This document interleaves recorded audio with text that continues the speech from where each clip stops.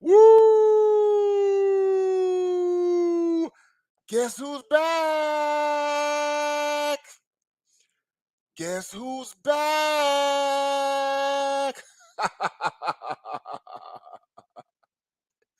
It's the math professor.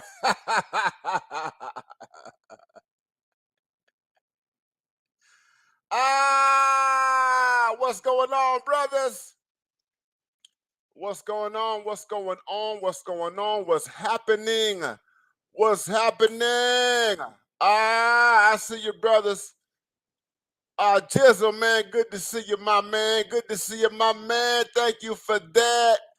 It's good to see you, my guy. It's good to see you. Good to see you. Brothers, brothers, brothers, it's been a long time, man. It's been a long time. It's been a long time. It's been a minute since I've talked to you in this way. I've missed you guys. I've thought about you guys. I'm thinking about all you guys. And I'm here to talk to all of you guys. As I always do, man. As I always do, guys. Oh, what's up, man? I see all y'all in the chat. MM Music Man 1982, what's going on? Destro 0861, what's going on? Art New Star TV, what's going on, my brother?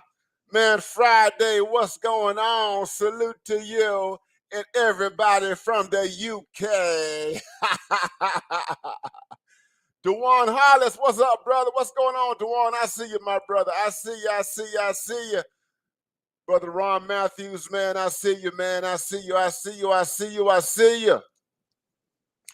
Welcome, guys, welcome, guys, welcome, guys, welcome, guys, welcome, guys, to another Mad Professor broadcast.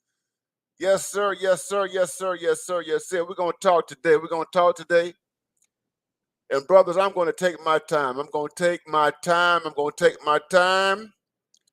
So for people who are, just coming in or what have you, I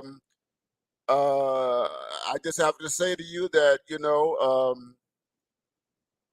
you don't have patience, and you might have to come back later on and check out this stream. Come on back later on and check out this stream, guys, if you don't have patience, because I'm going to take my time because we have a whole lot to talk about. We have weighty issues to talk about today. Today is October the 22nd, 2022. And we are on the eve of the 22 midterm elections. We are not that far away from the 2022 presidential election. And we have to talk about both of those elections. And what I want to do today, what's going on? What's going on? What's going on? I see you, Barry Little, Dr. T.S.on Johnson. I see you, my brother. What's happening? I see you, my brother. What's happening, man? I want you to hang on in there because I'm going to touch upon the BMPA. The BMPA. That's the acronym. The BMPA. The BMPA. What is the BMPA? The BMPA is the Black Male Political Agenda. The Black Male Political Agenda. That is the BMPA. The BMPA was engineered, created, and curated by none other than my brother right here, Dr. T. Hassan Johnson. Dr. T. Hassan Johnson. And I want to give a salute to my brother. I want to give a salute to my brother for all the work that he has done over the past 3.5 years in YouTube. You guys do not understand the treasure. You guys do not understand the value. You all do not understand the labor, what you have in Dr. T. Hassan Johnson, who has worked indefatigably as an advocate for Black men. And I'm going to touch upon the Black male political agenda in this stream in relationship to this conversation. And you all see the thumbnail. You all see the title, The Devil That We Know, Black Men and the Republican Party. The Devil That We Know, Black Men and the Republican Party. And tonight, I just want to, tonight or this evening, some of you guys are listening. It's evening time where you are. Some of you guys who are listening, it's morning time where you are. You might be on the West Coast, like Dr. J. It's much earlier. We're here on the East Coast, and what have you. You might be listening from some other part of the world. So we invite you this afternoon here in North America for this exchange right here. And guys, again, you all need to support Dr. T. Hassan Johnson. Dr. T. Hassan Johnson is growing in very, very significant ways, and we cannot do this work and have this conversation without his contribution. So we are very, very happy about that. And I will say to you guys, I do not have the range of Dr. Johnson. I just don't. You all know, if you look at his channel, you look at my channel, I just don't have the range of Dr. Johnson. Dr. Johnson is more technologically proficient than I am, and he's a bit more meticulous in terms of how he does his things. I don't try to keep up with that brother. I don't. I love my brother. I support my brother. I'm here to support my brother in the way in which I do. Okay. Well, we have a division of labor here in our Black manosphere. Everybody has a lane. Everybody has a role to play. Everybody has their own particular unique contribution. Okay. And we are not competing with each other. I'm not competing with anybody. I am here to complement. I'm here to support those brothers who can do the things that I can't do. There are things that I can't do that they do, and there are things that I do that they can't do, and that's just the way it is. So we're so glad for Dr. T. Hassan Johnson for being in the house. And I'm so happy to see my brother, the culture clinician. What's going on, guy? What's going on, my God? The culture clinician is in the house. Peace out, the culture clinician, who is growing by leaps and leaps and leaps and leaps and bounds. Last week, I had the good pleasure of being with the culture clinician, BGS Ibmore, and Ike Ogamian. Forgive me, Ike, if I mess up your name, man. Ike Ogamian, and none other than Dr. Thunder. And we talked about Black men's achievement, educated Black men, not just educated Black men, but we spent a lot of time talking about Black men who were educated, Black men who enter into the middle, upper classes and what have you through formal education. But we also dealt with Black men who are in the middle class, who have middle class values, middle class aspirations and goals. Black men in the working class Black men rather, who have middle class aspirations, who have upper class aspirations, upper middle class aspirations and goals, who are often treated in an alienated fashion, like Black men who are in the professional class. So we are so glad to see Culture Clinician. Y'all go back, y'all check out the video that he did along with the rest of us on last week. Listen, guys. As I said, I'm going to take my time because this subject, this topic, demands a great deal of attention and detail and what have you. And there's a lot that I want to say about this, about Black men and the Republican Party. I'm hoping in this live stream, that I can contribute by way of thought, being a thought leader, to expand the conversation about Black men and Black men's possible connection to the Republican Party. Thank you, Barry Little. That's right, my brother. That's right, BMPA. BMI and BMA. That is absolutely right. Thank you, my brother. Thank you for the ongoing support. You are always in the house, my brother. I appreciate everything that you do. You all guys, you can support us here with the with the super chats and super stickers and what have you.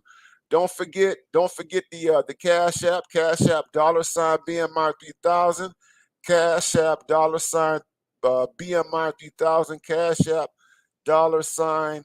$BMI 3000. Guys, we have a lot to say tonight, okay? And this evening rather. And I want to talk about the Republican Party. And the reason why I want to talk about the Republican Party is because we are at a very, very important transition point. We are in a very, very, very, very, very, very, very important transition point. And there are a lot of questions that are in the air. There is a lot of tension that is in the air. There's a lot that is going on that demands that we talk about all of our options, that we talk about all of our options, all the options that are on the table. Uh, Listen, guys, when I came on YouTube 2 years ago, the first video that I placed on YouTube two years ago, um, was a video that dealt with Killer Mike, and this happened back in 2020.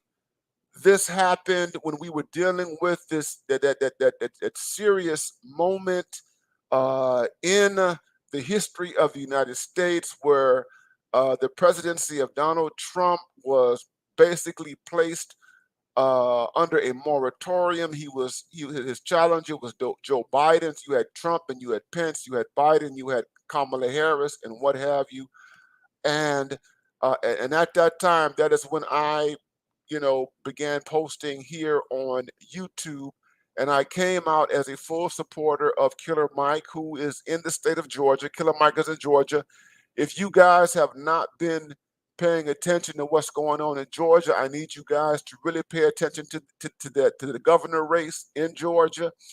You all know that in 2018, Stacey Abrams, who was once a state representative within the Georgia legislature, she went up against Brian Kemp, all right, who was, I believe he was a Secretary of State within the Georgia legislature, and they were competing for the gubernatorial position there in the state of Georgia. And we know the history of that. Stacey Abrams did not win that situation. Okay, so you fast forward 2 years later to 2020, we're in COVID 19. We're dealing with the pandemic, and people are locked in. We're dealing with the pandemic. Businesses are having to shut down and what have you. People are dealing with financial issues and crises and everything. And at that particular time, Killer Mike, who a rapper, an entrepreneur, an intellectual, a Pan Africanist, an activist, he is so many things. Killer Mike went to the governor, the Republican governor of the state of Georgia, with concerns about business, particularly black businesses and what have you, and black businesses being able to benefit from government resources, money from the government, so that they could keep their businesses afloat during the pandemic. And Killer Mike was met with a great deal of hostility. He was met with a great deal of criticism from people from the liberal side, from the feminist side, some of the left, not all of the left, but mostly the criticism came from the liberals and the feminists and what have you, because they just felt that he engaged in some abominable act by talking to a Republican governor about business. And at that particular time, 2 years ago, you can go back. I didn't get a whole bunch of views on that video, and that doesn't matter. It doesn't matter. But that was my start. One of my that was part of the early video productions that I made on YouTube, and I used my computer. It wasn't full of graphics, and It didn't have a thumbnail or anything like that. It was basic. It was minimal, kind of like the style I've had. My style up to this point has been basically a minimalist style. It's a minimalist style. Okay, that's my minimalist style. Okay, and I've said to you guys before, and I've said to you repeatedly, you know, that I just don't have the time. I don't have the patience. I don't have the energy to engage in a whole bunch of graphic stuff and editing and everything like that. I just because I'm finishing the book. I got a book that is 85% done. You guys check out I want you to check out my community page. I posted an article that I had published recently. It's on my community page. The article is called Troubling the Demonic. It is called Troubling the Demonic, okay? And it deals with anti-blackness, heterosexual black masculinity, and the study of religion. And that chapter, it was actually not an article, but it was a book chapter. It was a part of a book, okay? It was an edited book that I contributed to dealing with the condition of black men in the United States from the standpoint of my field, the world I work in, which is religion. Religion, the philosophy of religion, religious studies, the history of religion, and what have you, and how I look at the way in which black men are understood historically in the United States in light of religion.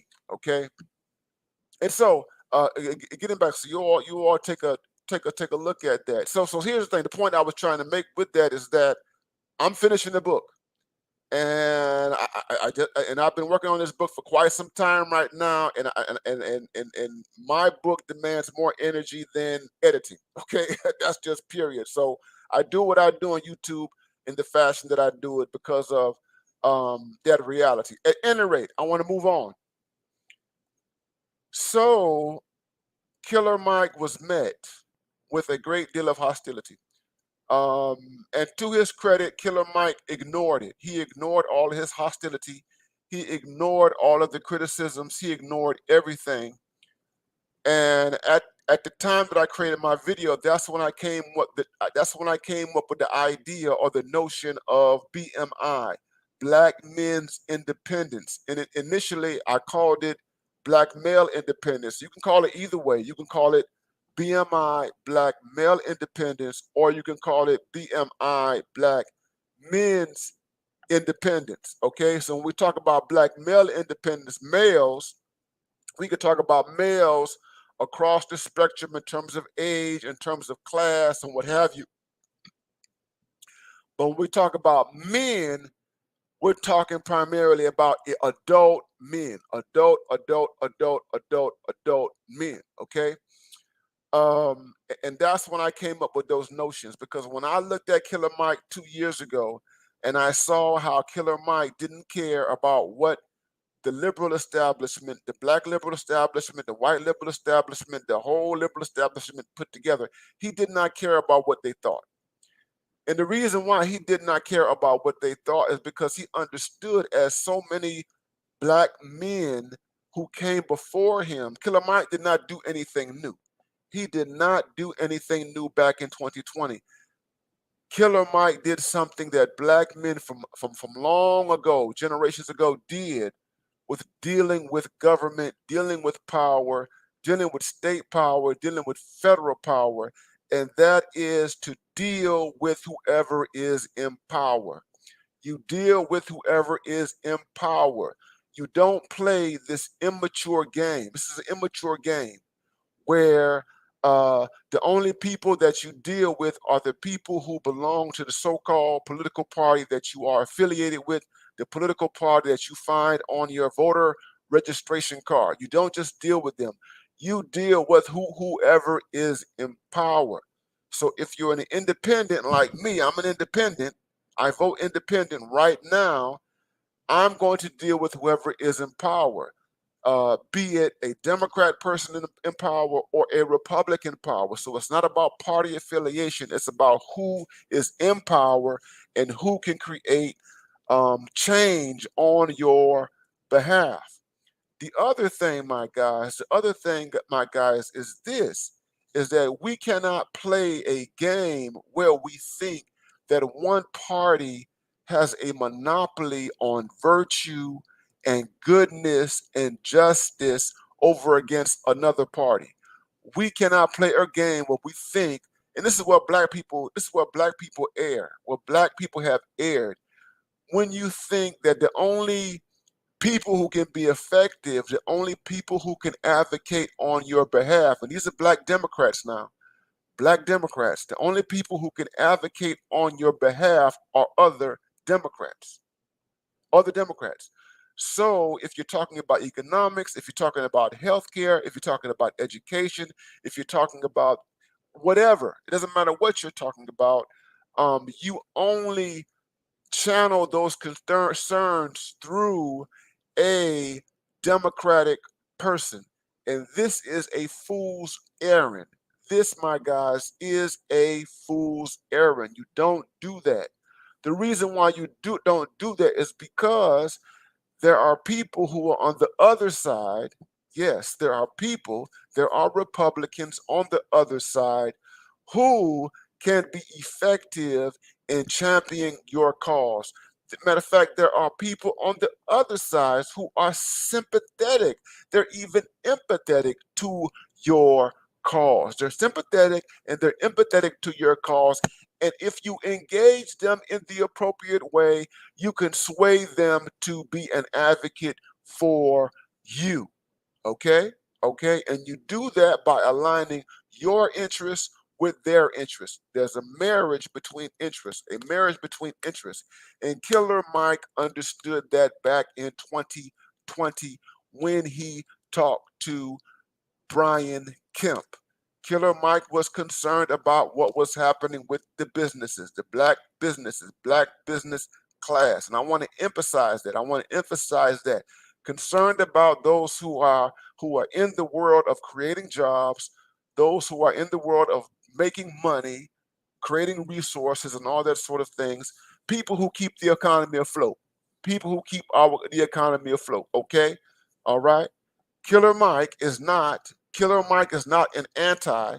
He is not an anti-capitalist. He is not somebody who is just out here saying that we just need to destroy capitalism and what have you. He's not one of those people. Okay, Killer Mike understands. Now, having said that, Killer Mike understands that capitalism does have some problems, and capitalism it does. There are problems that are connected to capitalism. For this reason, that is why Killer Mike attached himself or aligned himself with Bernie Sanders. He did that. He did that in 2016, and he also did that in 2020. But the point is that capitalism matters, money matters, jobs matter, all those things matter. Okay? And so Killer Mike did that. Killer Mike did that. But not only did Killer Mike do that, our brother, thank you, Shocks 112. Thank you, Shocks 112. We are treating political parties like religion instead of agility for our interests. Absolutely. We are treating political parties like religion instead of agility for our interests. Absolutely, absolutely, absolutely, absolutely. You are absolutely right. Not only did we have the figure of Killer Mike come forward with this type of mentality, but we also had Ice Cube. Y'all see this? Do y'all see it? Shocks 112. You see this? I got you, Shocks 112. Y'all see this? Y'all see my shirt? I'm wearing this shirt for a reason, guys. I am wearing this shirt for a reason. I am wearing this shirt for a reason.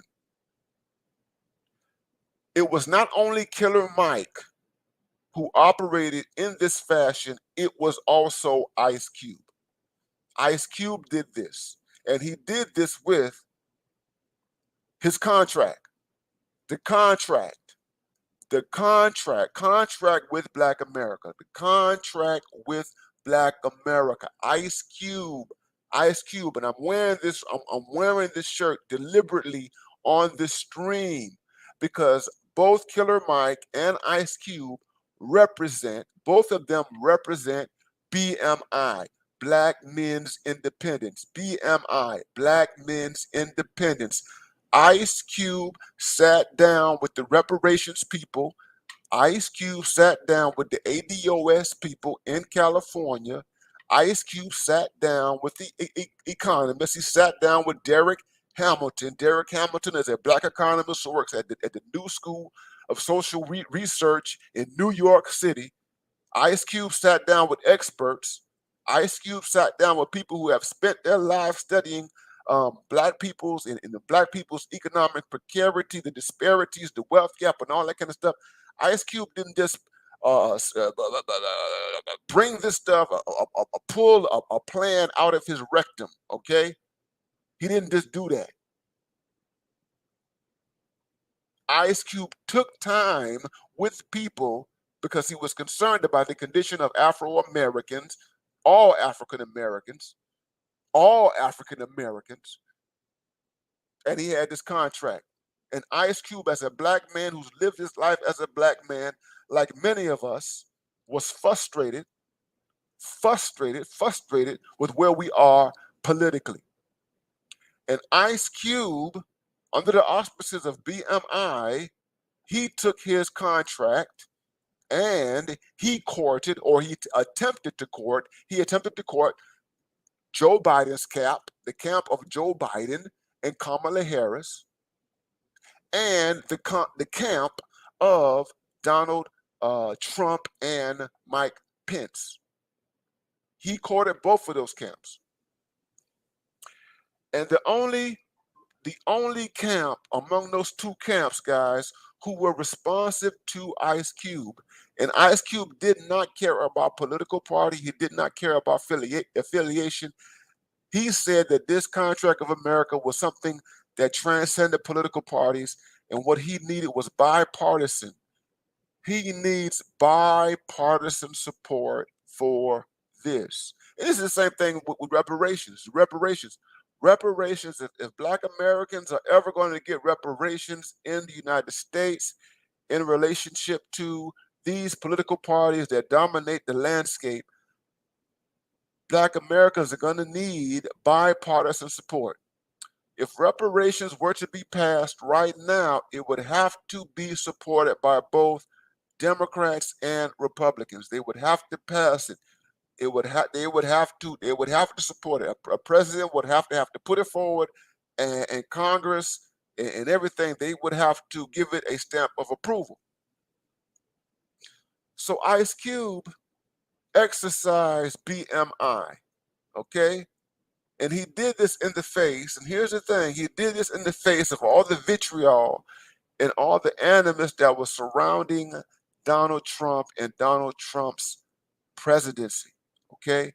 Donald Trump's presidency and all the baggage that came with Trump's presidency, okay? Now, Donald Trump is important for this particular moment. Donald Trump is important for this moment, 2022, and he is also important for 2020. And let's even go back to 2016.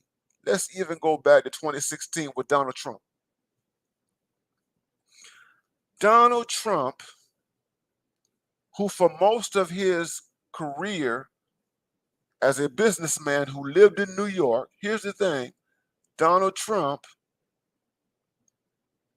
was a Democrat, a New York Democrat, who basically became an independent who campaigned through the Republican Party. Donald Trump was not a traditional Republican, but Donald Trump went over to the Republican Party. He was not a traditional Republican. Donald Trump was not. Y'all go back and y'all check out Donald Trump's history. He was not a traditional Republican. So he thought a little bit different than the Republicans. And because he was not a traditional Republican, he saw things a little different from the Republican Party. And one of the things that he saw different from the Republican Party was the black male vote. I want y'all to get this down. I want y'all to get this down. Donald Trump was not a traditional Republican.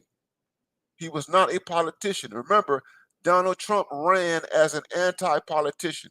That's what Donald Trump ran as. Donald Trump talked about draining. We're going to drain the swamp. We're going to drain the swamp. We're going to drain the swamp. That's Donald Trump. We're going to drain the swamp. And when he talked about the swamp, he wasn't just talking about the Democratic Party.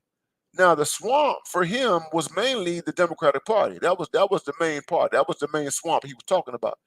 But it wasn't just the Democratic Party. The swamp had to do with the Republican Party.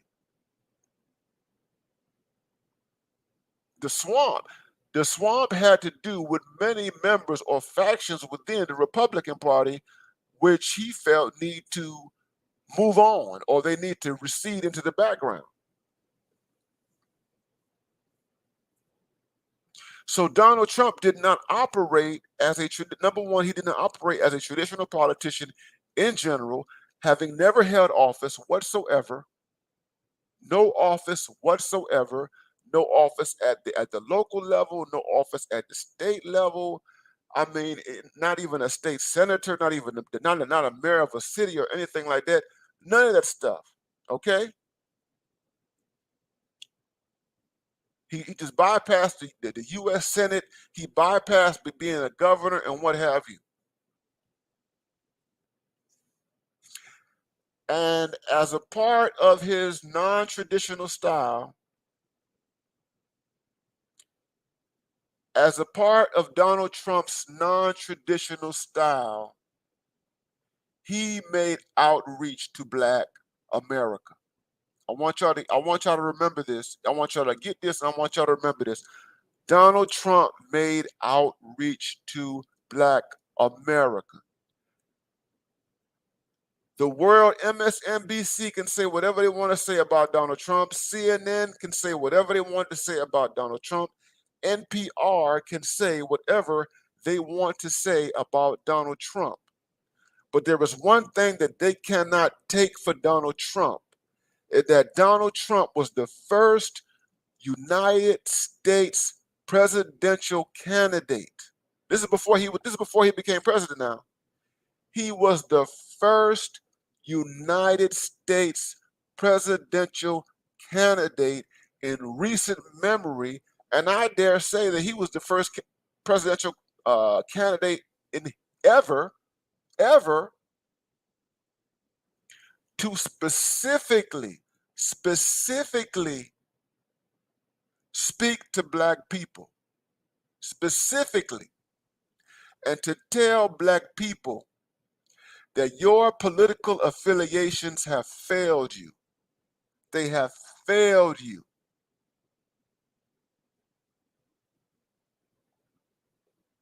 Donald Trump looked at cities like Baltimore, Maryland. He looked at the horrible Democratic leadership in Baltimore, Maryland.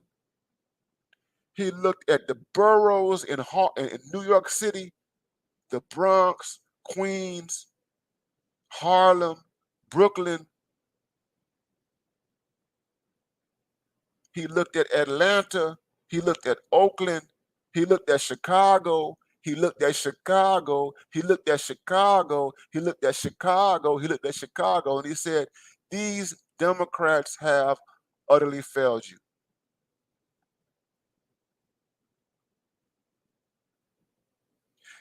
And what did he say to Black people? What did he say? Donald Trump looked at Black people directly and honestly and says, what do you have to lose? Voting for me or vote for me. What do you have to lose?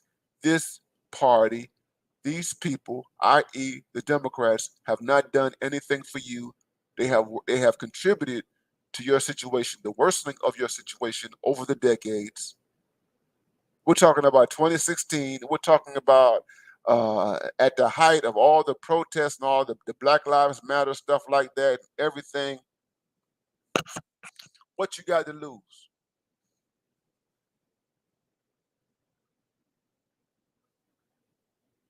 What do you have to lose? That's what Donald Trump said to black people in general. And no presidential candidate under the banner of the Republican Party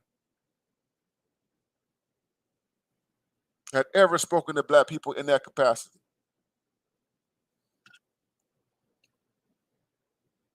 Ronald Reagan never talked to black folks like that. Richard Nixon never talked to black folks like that. George W. Bush never talked to black folks like that. And let me tell you this, George Bush took pride in the fact that he did not take time to talk to black people. George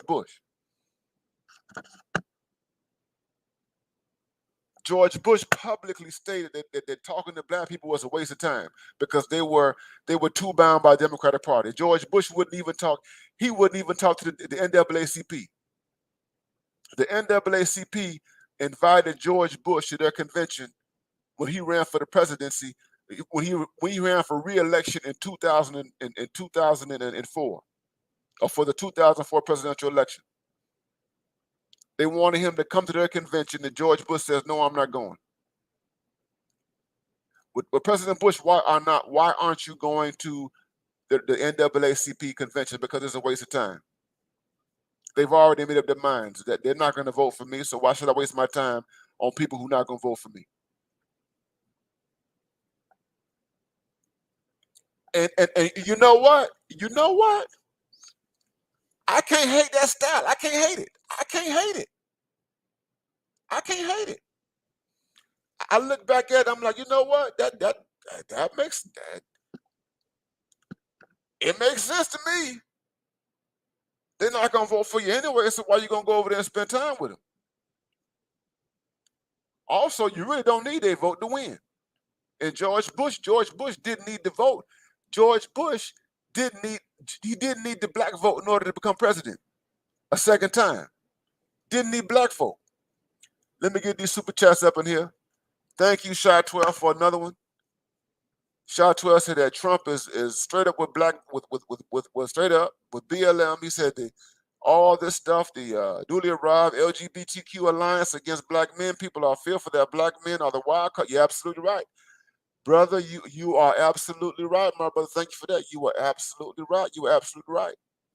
You are absolutely right. You are absolutely right. Thank you for that, my brother. Tim Howard is in the house. Tim Howard, what's going on, Tim Howard? What on? Good to see you, my brother. Good to see you. Good to see you. Good to see you, my brother. Thank you, my God. That's right. BMI, BMA, just all. That's right. That's what it is. That's what it's all about. BMA. That's right. That's right. That is right. That's right. BME. We're talking about empowerment and agency. All that stuff. So George Bush and Republicans, and that's been the Republican program. That the Republicans, they don't make outreach to black people because they don't need black people to win elections. Republicans do not need black people in general. Historically, they have not. And I would just say this: within the last 50 years,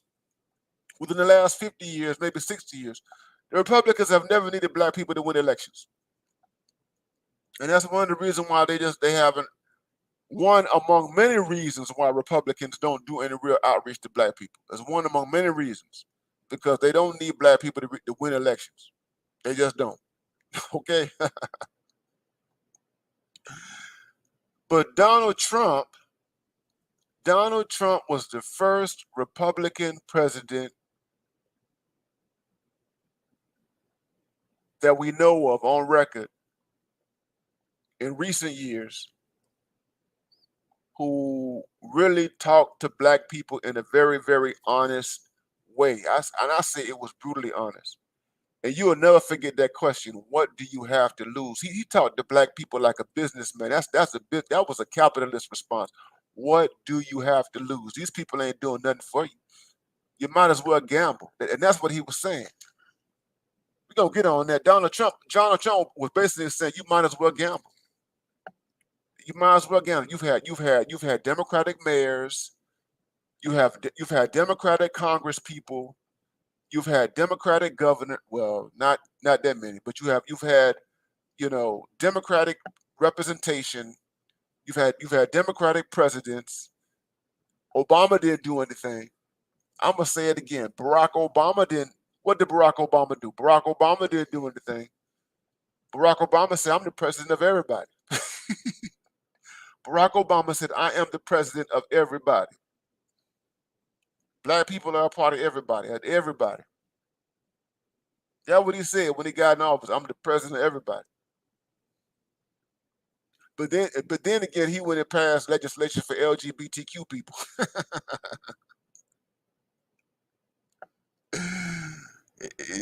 When the LGBTQ people went to him, he didn't say, "I'm the president of everybody." And then the white women, they went to him, and the white women looked at him and all that kind of stuff. And when the white women looked at him and he talked to them, he didn't say, "I'm the president of everybody." He didn't say that to the white women. But to the black people, he was like, "I'm the president of everybody. I'm not a black president."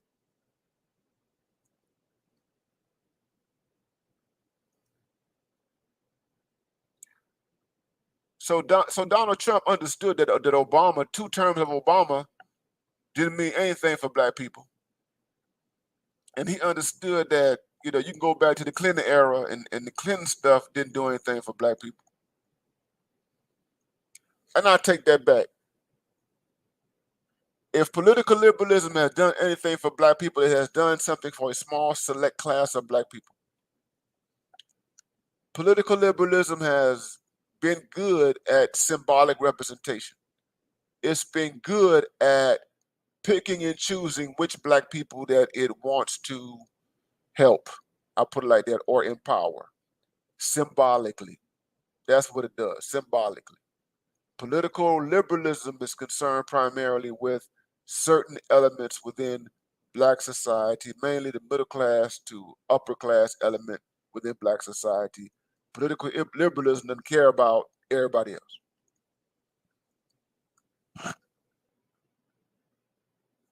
So Donald Trump raised that question: what do you have to lose? So when Donald Trump raised the question, what do you have to lose? He broke ranks with Richard Nixon. He broke ranks with Ronald Reagan. He broke ranks with George H. Bush. He broke ranks with George W. Bush. He broke ranks with traditional Republicans when he spoke to black people.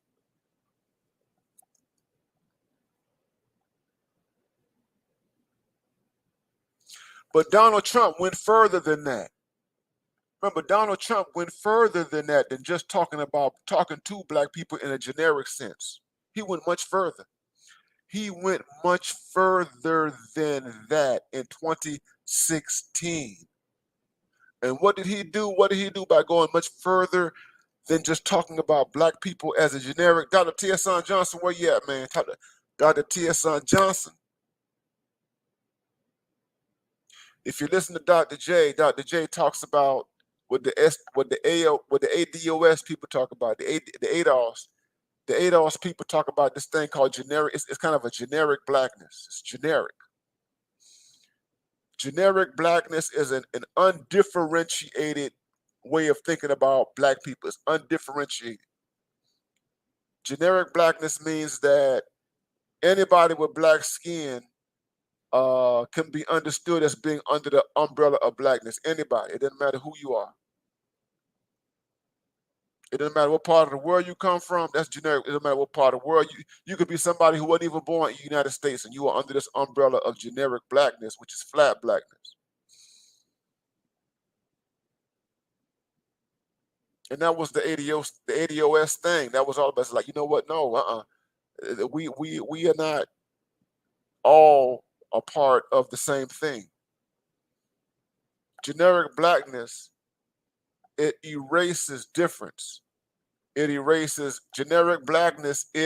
Generic blackness or flat blackness flat blackness, it erases geographical differences among black people. It erases the whole notion of a black diaspora.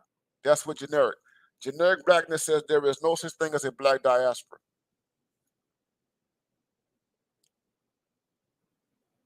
Generic blackness says that the North American experience is not unique and it's not particular. What happened in the United States is not something that is just unique or particular or whatever. We can extend it to black people all over the world. And I'll even go further. Generic blackness makes no distinctions in terms of class, what class you belong to. I'm going further now. Generic blackness makes no distinctions in terms of your class, your lower class, you are working class, you are lower middle class, you are solidly middle class, you are upper middle class, or you are upper class.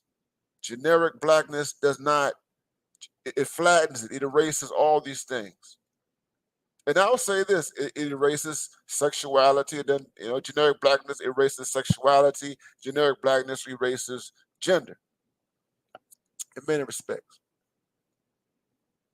Flat blackness. There we go. We're talking about flat blackness.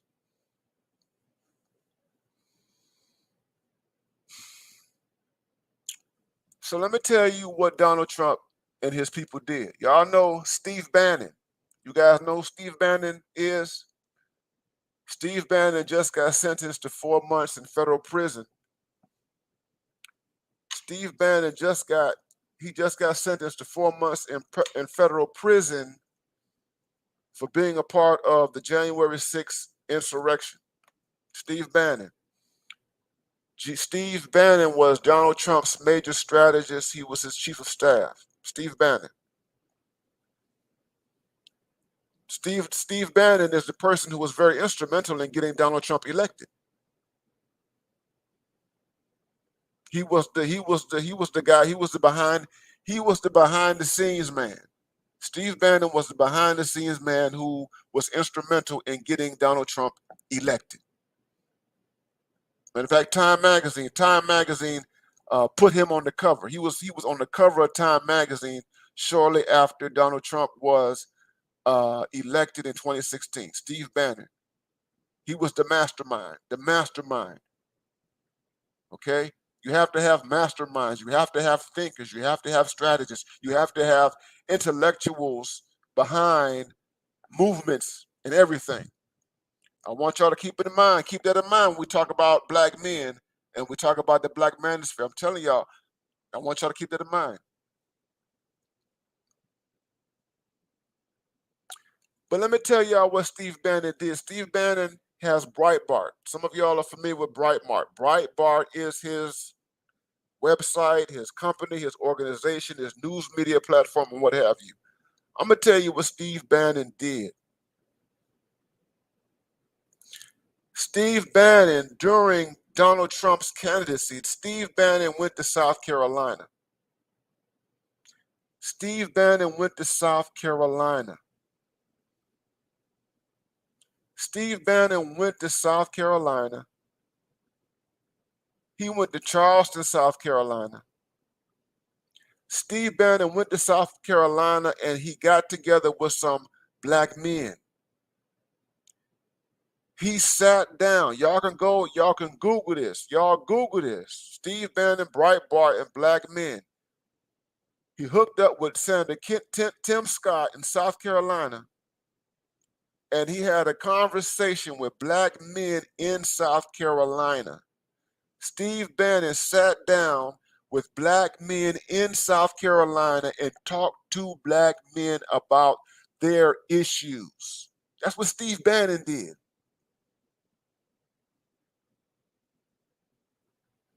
And Steve Bannon, when he sat down through Breitbart, that so-called right-wing organization or what have you, he sat down with those black men, and his conversation with black men that they posted on Breitbart became a part of Donald Trump's outreach to black men in 2016.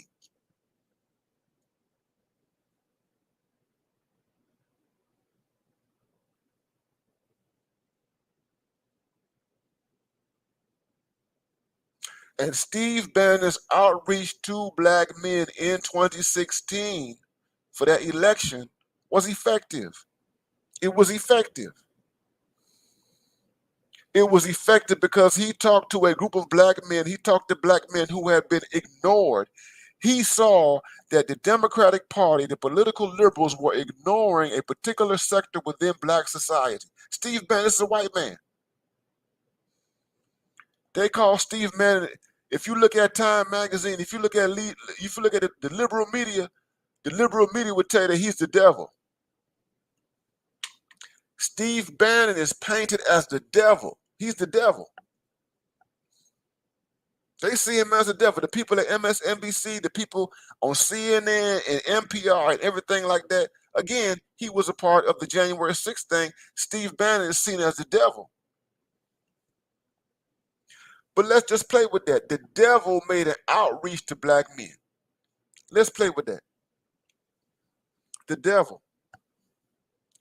The devil did something that the other people didn't do. The devil deliberately sat down and talked to black men.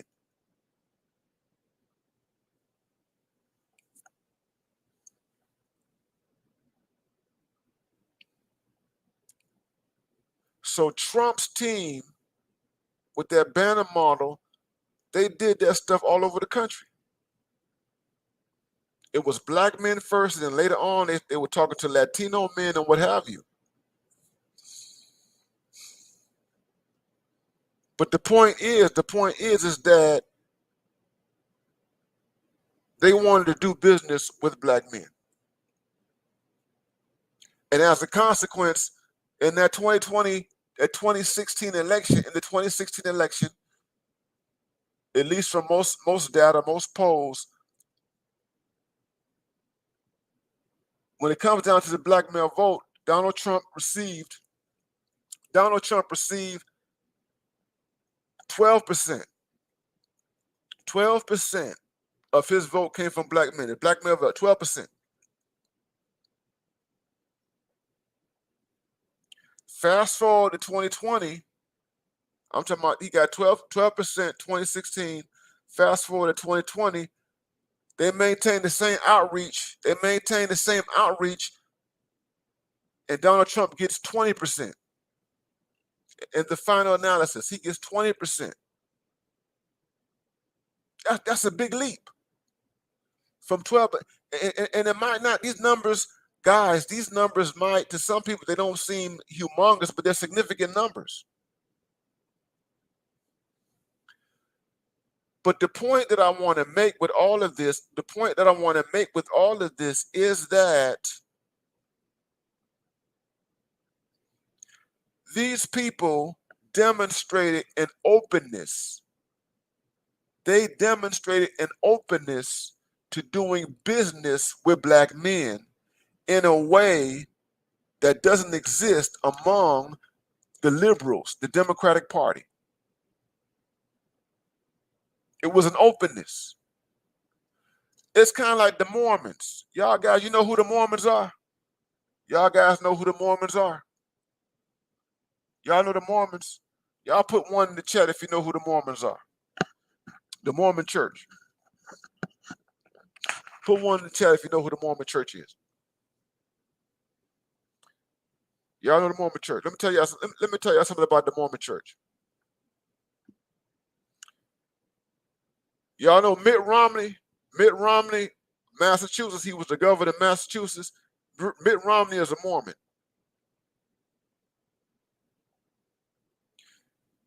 30 years ago, the Mormon Church was basically a lily white. 30 years ago, the Mormon Church was a lily white organization. The Mormon Church out of Utah, Brigham Young. We're talking about Joseph Smith. I teach religion, so I'm giving you all a lesson in religious studies tonight. The Mormon Church. And the Mormon Church has a deep history of racism. The Mormon Church has a deep history of anti-black racism. That's right. That's why, Dwayne, Latter-day Saints, the Mormon Church has a deep history of racism. Y'all hit the Cash App, $ Cash App, BMI 3000, $ Cash App, BMI 3000. If you value this content, if you value the work that we do, $ BMI 3000. I want to thank Lackenzie Kendall. Lackenzie Kendall, I want to thank you for that Cash App, my brother. Thank you for that Cash App.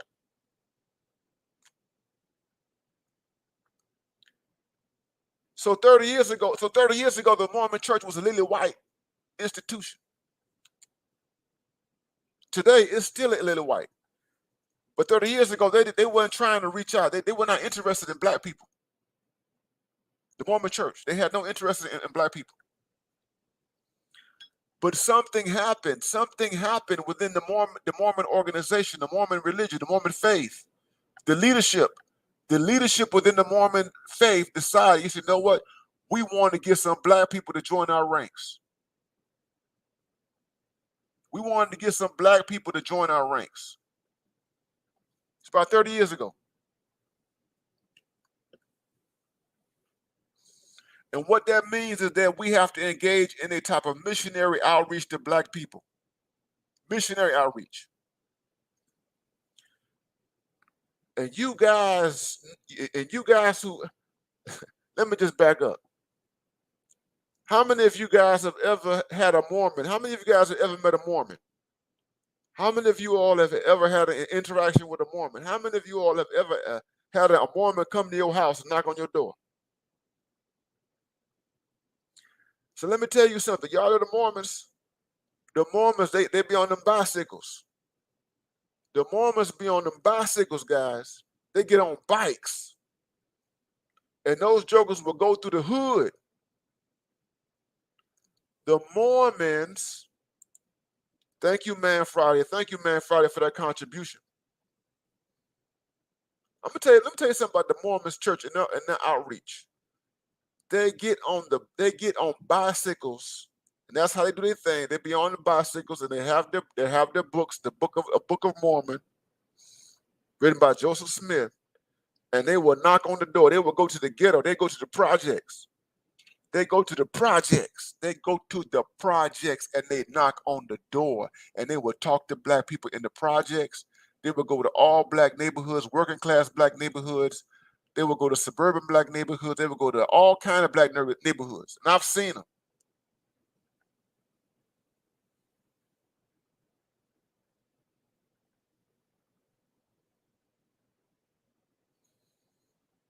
And let me tell you something. 30 years later, I'm saying my mother, she's deceased now. My mother was a bona fide Christian, okay? Bible reading, Bible quoting, Bible teaching Christian. And my mother, for a long time, it was most of her life, but we lived in different states, and my mother lived alone. And them Mormons would come to see them Mormons would come to my mama's house. And she's a hardcore Christian now, right? But my mother was taken in by the fact that these Mormons wanted to talk to her about God and religion and everything like that. And my mama would let the Mormons come in. They'd have a conversation. And my mama, she liked the company. My mother didn't join the church, but my mother liked talking to them.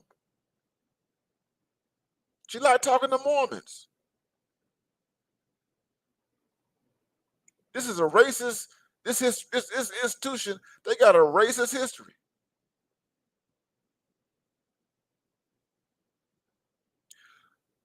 "30 years later, the number of black people in the Mormon church has significantly increased. Thank you, Man Friday. The number of black people who are Mormon, they got black people in the Mormon church. And the reason why they got black people in the Mormon church is because Mormons made outreach. They talk to them. They didn't send them email. They didn't just put flyers on their doors or what have you. They didn't send them stuff, through the mail. They went and they talked to black people. And you have black people who are now Mormon. Y'all can look it up. Y'all Google it. Black people in the Mormon church, they exist. They are black Mormons.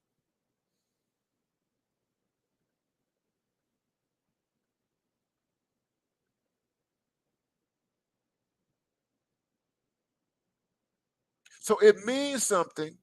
It means something when people take the time to talk to you. And you can talk to them. Back to Donald Trump and Steve Bannon and the rest of those guys. So here's the thing. Trump opened the door.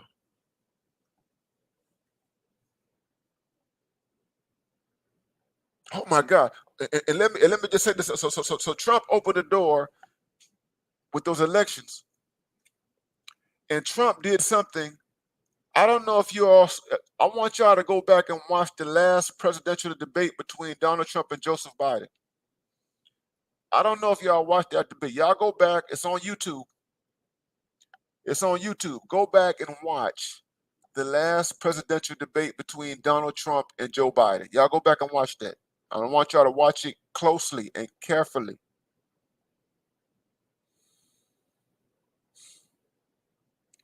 Donald Trump went at Joe Biden's record in terms of black men, especially mass incarceration. Donald Trump attacked Joe Biden's history in terms of mass incarceration in the prison industrial complex. Donald Trump specifically talked about black men and the black men who were incarcerated by him, or rather incarcerated by Joe Biden's policies. That was Donald Trump. I was so blown away. I never thought. I'm like, oh my God, is this really happening? Is this really happening?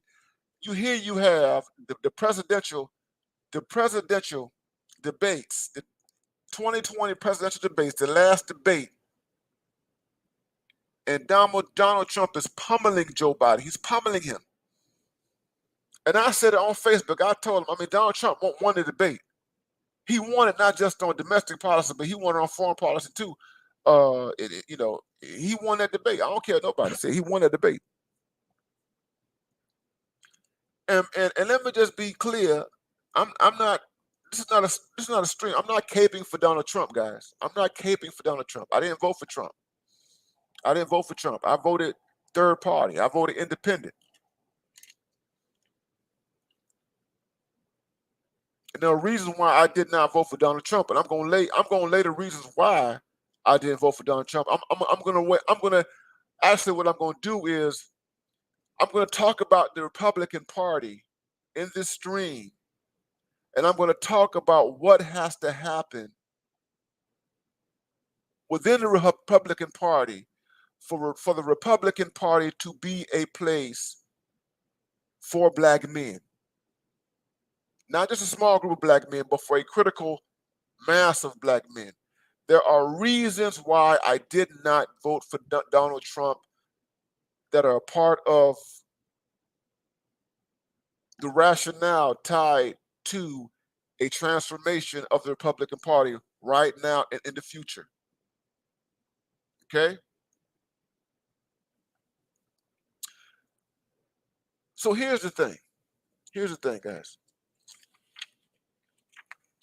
Donald Trump was the first president, Republican president, but not let me just, he was the first president, not the Republican president. Donald Trump was the first president to talk directly to black men.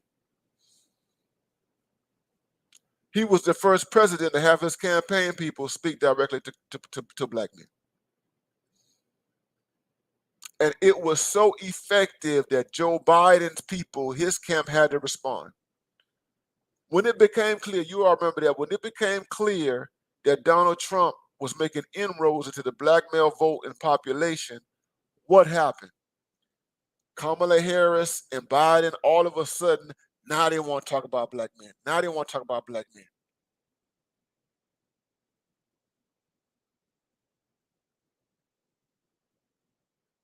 And we've seen the similar dynamic, guys. We've seen the similar dynamic with the gubernatorial race in Georgia between Brian Kemp and Stacey Abrams. Brian Kemp and Stacey Abrams.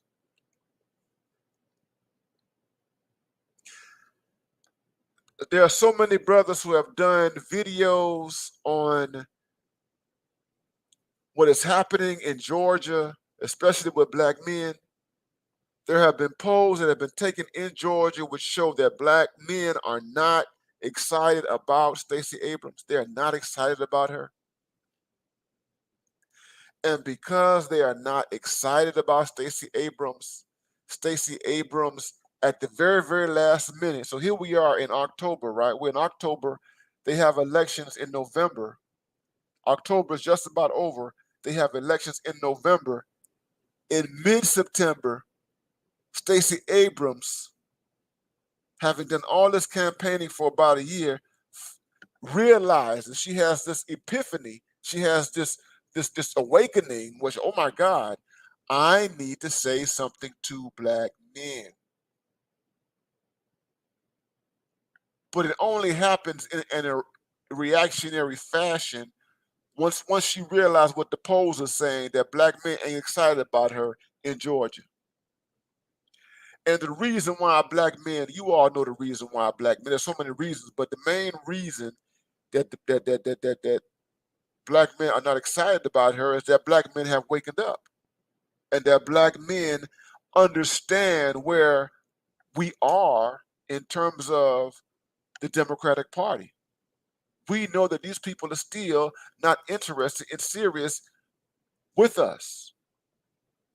And although Stacey Abrams is running for the governorship of Georgia, the governorship of Georgia is not the U.S. presidency, but she's still tied to a party. Stacey Abrams is tied to a party that doesn't care about black men.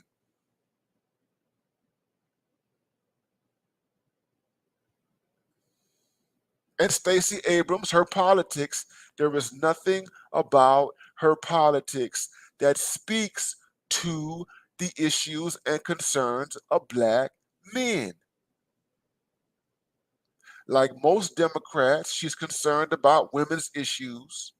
She's concerned about women's health. She's concerned about abortion. She's concerned about women who are dealing with evictions and all that kind of stuff. She's concerned about the LGBTQ people. She's concerned about protecting the rights of LGBTQ people.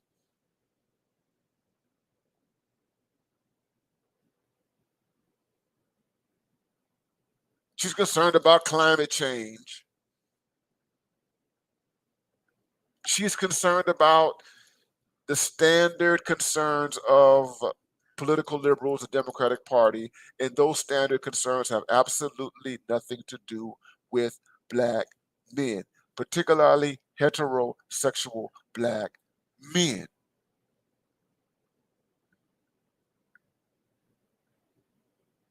She has nothing to say about black male economic enfranchisement, nothing to say about poverty among black men, homelessness among black men, unemployment among black men. She says nothing about capital acquisition among black men or the overall economic enfranchisement. She has nothing to say about those things. You know what she did? Here's the thing, guys. Y'all support, y'all like the channel. Y'all like, y'all share, and y'all subscribe. We're over 1 hour right now. We're over 1 hour now. I'm telling you, I'm taking my time. I don't know how long this stream is going to be. I'm not going to be here forever, guys, but I have to take my time and lay this out.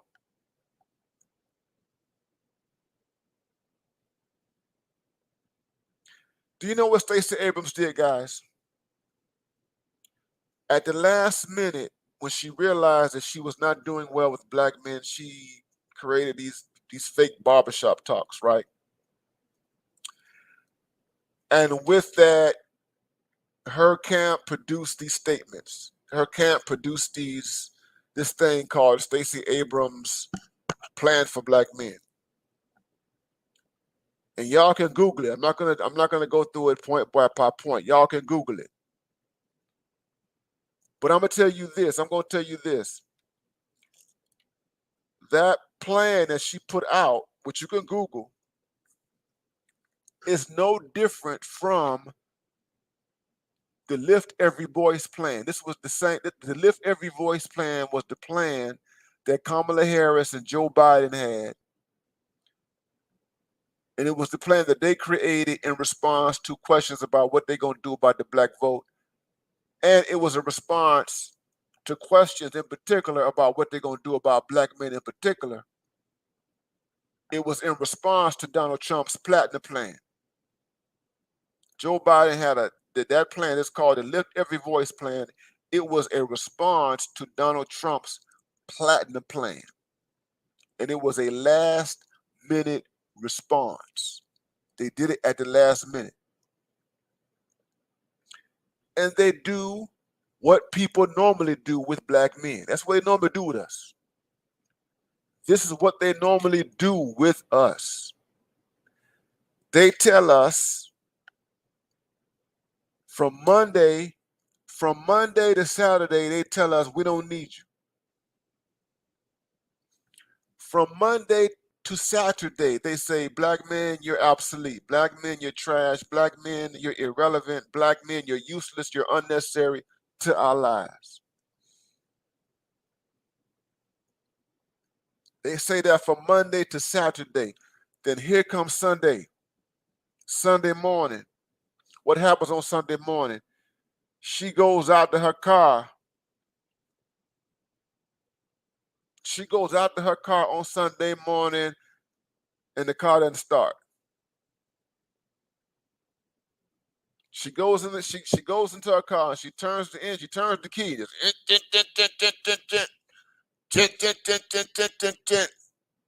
She want to go to church. She wants to go to church.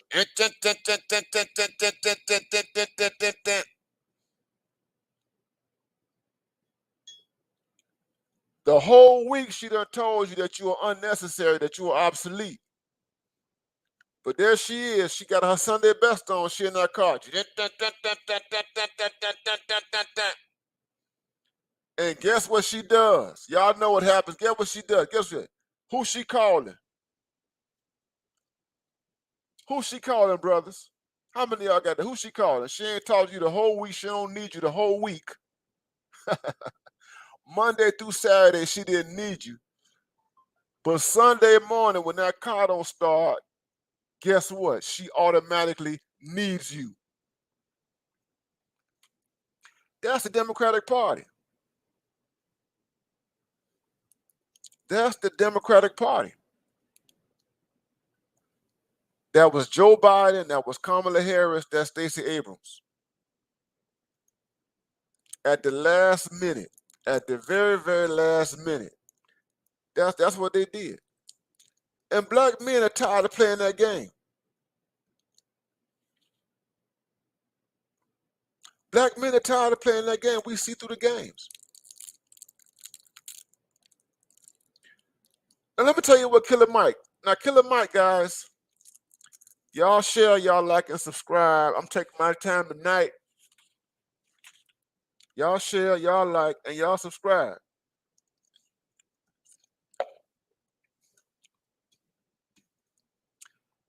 Killer Mike is a G guy. Killer Mike be on that BMI stuff. Killer Mike is a G. He is a G. Killer Mike is a G.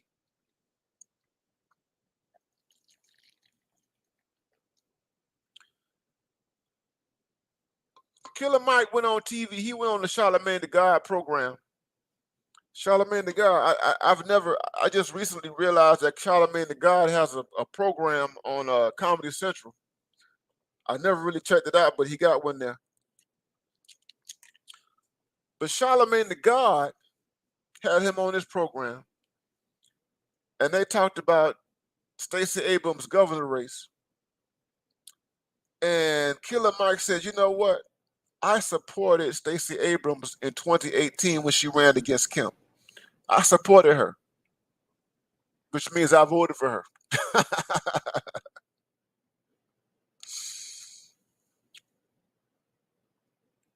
But in 2022, things have changed. This is Killer Mike. Things have changed.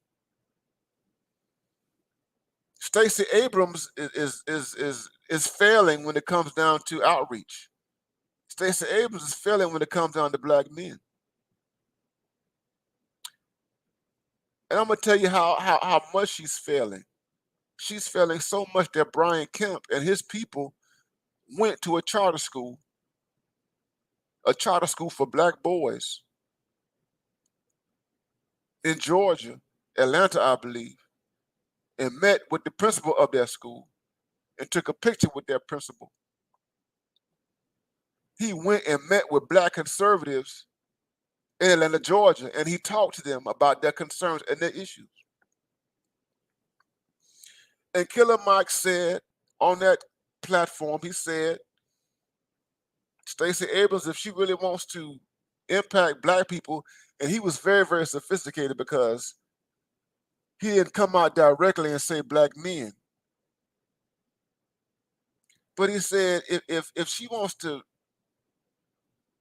compete, then she need to talk to black folks. She need to go where black people are and talk to us. Talk to us. Basically, it was cold to speak for black men. Killer Mike just basically said, you ain't talking to us, so you can't compete with Kemp because Kemp came out, he's talking to us. And Killer Mike was asked, and after he made that statement, to Black Scorpion, where Black Scorpion at? Black Scorpion says that the school is in Albany. Black Scorpion says the school is in Albany. Thank you for that, my brother. Thank you for that. He met with a black man, black conservatives. I want y'all to put a bracket on that, black conservative with a charter school. Black conservatives with a charter school in Georgia. Basically telling Stacey Abrams that you just assume that black men just gonna support you because you black. You just assume that black men gonna support you just because you a woman or you a black woman, and that you just assume that black men, don't get in line.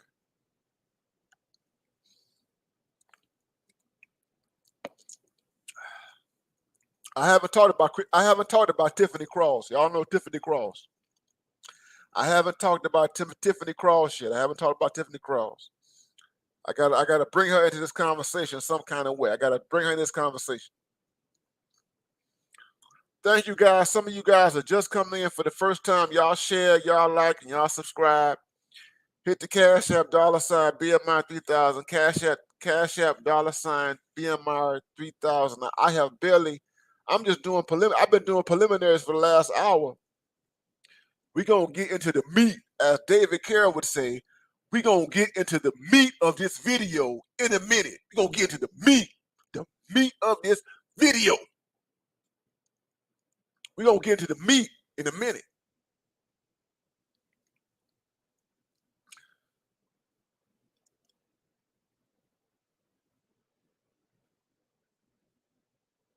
But what's the point, guys? What's the point? Black men have good reason for talking to Republicans. Black men have good reason for talking to Republican governors. Black men have good reason for talking to Republican mayors. Black men have good reason for talking to Republican district attorneys. Black men have good reason for talking to Republican senators. Black men have good reason for talking to Republicans at every single level of politics, from the local level to the state level to the national level. Black men have good reason for talking to Republicans.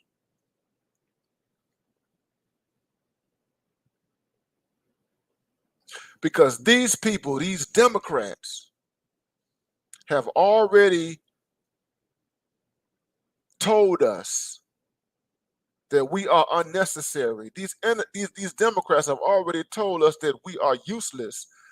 These Democrats have already told us that we are basically afterthoughts. the black man or black men in America are fundamentally afterthoughts to everything. The black woman sees the black man as an afterthought. The black female politician, Stacey Abrams. I found it hilarious. Stacey Abrams trying, at the last minute trying to talk to black men. It was hilarious to me. It was so hilarious to me. It was so hilarious to me, guys. It was as funny as when Stacey Abrams, she went. How many of you guys remember when Young Jeezy and Gucci Mane had their verses? Y'all remember that? Y'all forgive me, guys. I got my little blacky black. Hey, you guys remember when Young Jeezy and Gucci Mane did the verses back in 2022? Remember that? Put 2 in the chat if you remember when Young Jeezy and Gucci Mane did their verses in Atlanta. Put 2 in the chat if y'all remember that. If y'all remember that time, I did a video on that. Stacey Abrams went to the verses. She did a Zoom. She did a Zoom at the verses. She did a Zoom. Gucci Mane and Jeezy getting ready to battle it out or do their thing, and she zooms in. Diddy set it up. Sean Diddy Combs, he set it up. And she tried to get the support of both Jeezy and Gucci Mane. And when she came in through Zoom, both Jeezy and Gucci Mane looked at her like,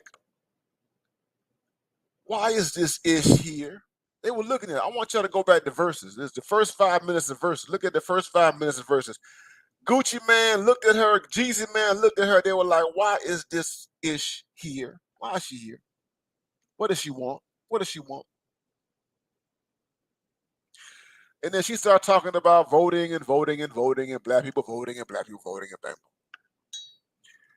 And then Gucci Mane looked at Stacey Abrams and said, if I vote for you, are you going to have my convictions expunged? If I vote for you, are you going to do something? Are you going to seal my record, my criminal record? Blah, blah, blah, blah. And then Stacey was like, we have to talk about that. We have to talk about that. We have to talk about that.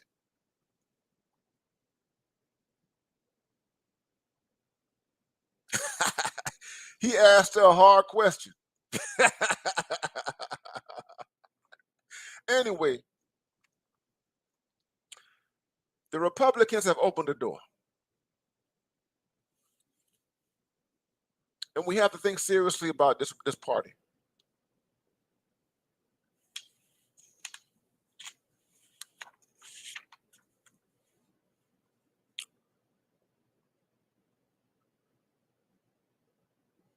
The Democrats don't want to do business with us. The Democrats are not serious with doing business with us.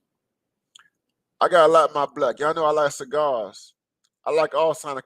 I still smoke black and mild cigars. I need to smoke my black.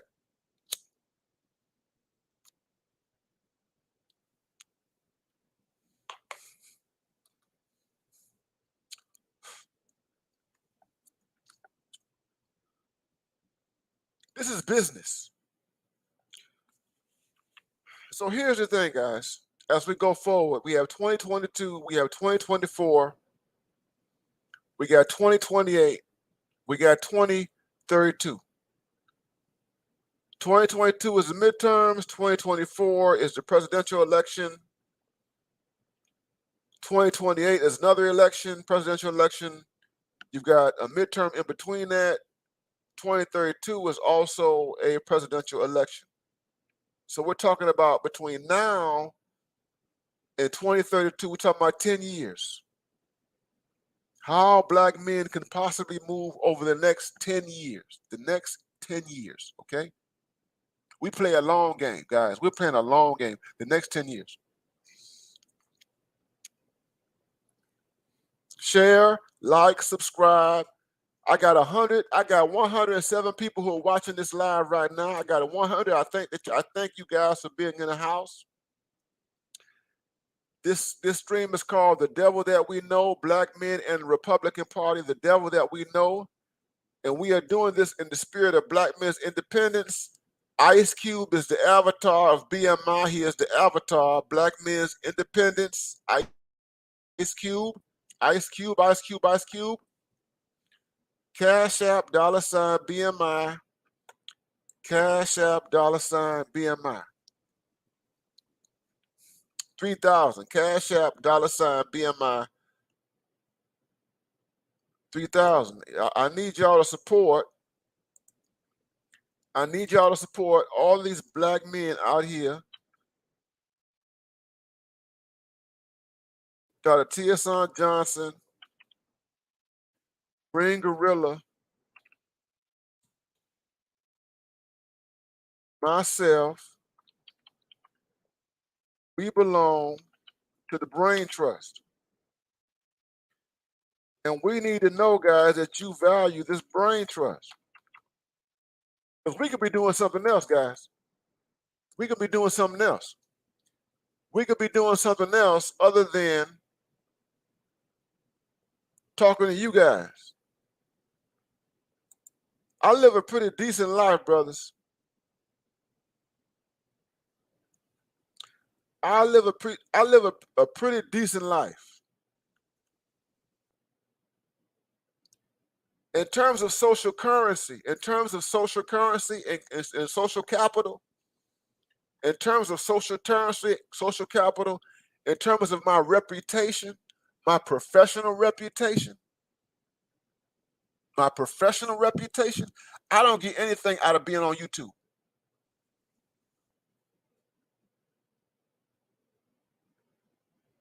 Being on YouTube does not make me friends. Talking this way on YouTube does not make me friends in the elite world. Talking this way does not make me friends. It does not make me popular.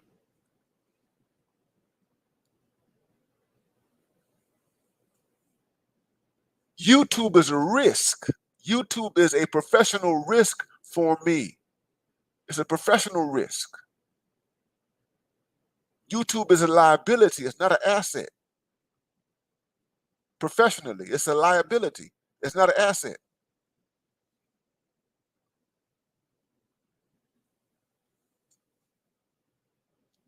All of us who have PhDs, it's a liability. It's not an asset.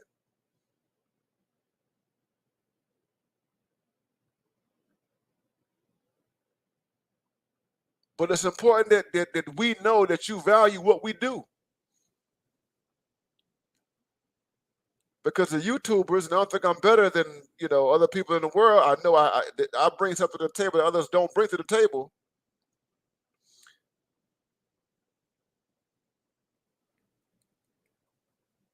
But I'm giving you, Dr. Johnson is giving you a skill set that most brothers in the Black manosphere don't have. They don't possess. They don't have the range.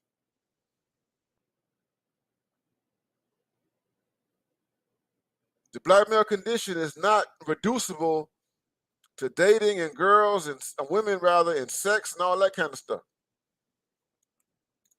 And marriage and everything. Anyway, y'all get the message. Y'all get the picture, what have you. Y'all see Cash App, $BMI 3,000. Cash App, $BMI 3,000. Thank you, CSC Talk. Thank you, my brother. Thank you, everybody who was watching. And thank you, everybody who was watching who was a part of this thing. All right, so there are three things. There are three areas that I want to focus on. Three core areas that I want to focus on in terms of Black men engaging the Republican Party. There are three things. The first thing I want to deal with is that our engagement with the Republican Party, if we deal with the Republican Party, it must be one that is economic in nature. Economic. We have to deal with economics. Much of the dilemmas, the crises, the conundrums, and all the stuff that we black men deal with have an economic root foundation. I'm going to lay that out. That's number one. We have to deal with economics. Number two, black men have to deal with law and order. That's number two. You have to deal with law and order. We have to deal with the police state. We have to deal with criminal justice. We have to deal with surveillance. We have to deal with mass incarceration. That's number two. That's the second thing that we have to deal with as black men. And we have to deal with the way in which Republicans have dealt with law and order. The third thing that we have to deal with is extremism within the Republican Party. The third thing that we have to deal with is extremism within the Republican Party. We have to deal with the white nationalists, the white terrorists who are affiliated with the Republican Party. We have to deal with the reality of anti-black racism as it is connected to white terrorism inside the Republican Party.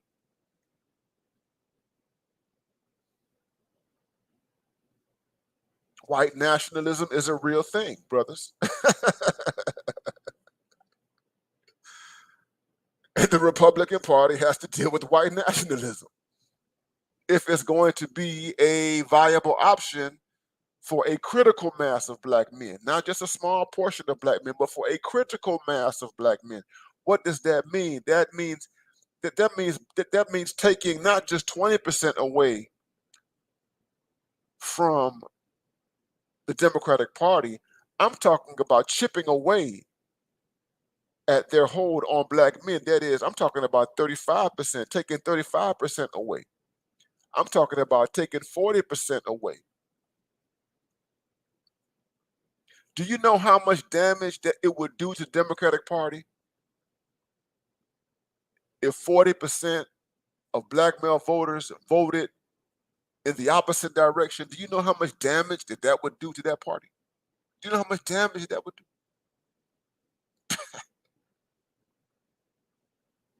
Do you know what that would do?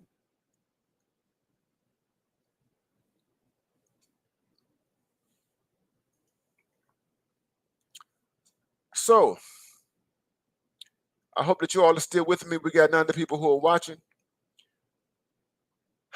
If you guys are not familiar with Dr. T.S. Johnson's BMPA, the Black Male Political Agenda, it's a 15-point agenda. I'm not going to go through every point of the agenda. He has it on his website, New Black Masculinities. You can find it on New Black Masculinities. He's done recent streams on the BMPA, recent streams that are there, outline the BMPA. And the BMPA has a lot to say about child support. It has a lot to say about domestic issues, domestic violence. It has a lot to say about education. It has a lot to say about investment.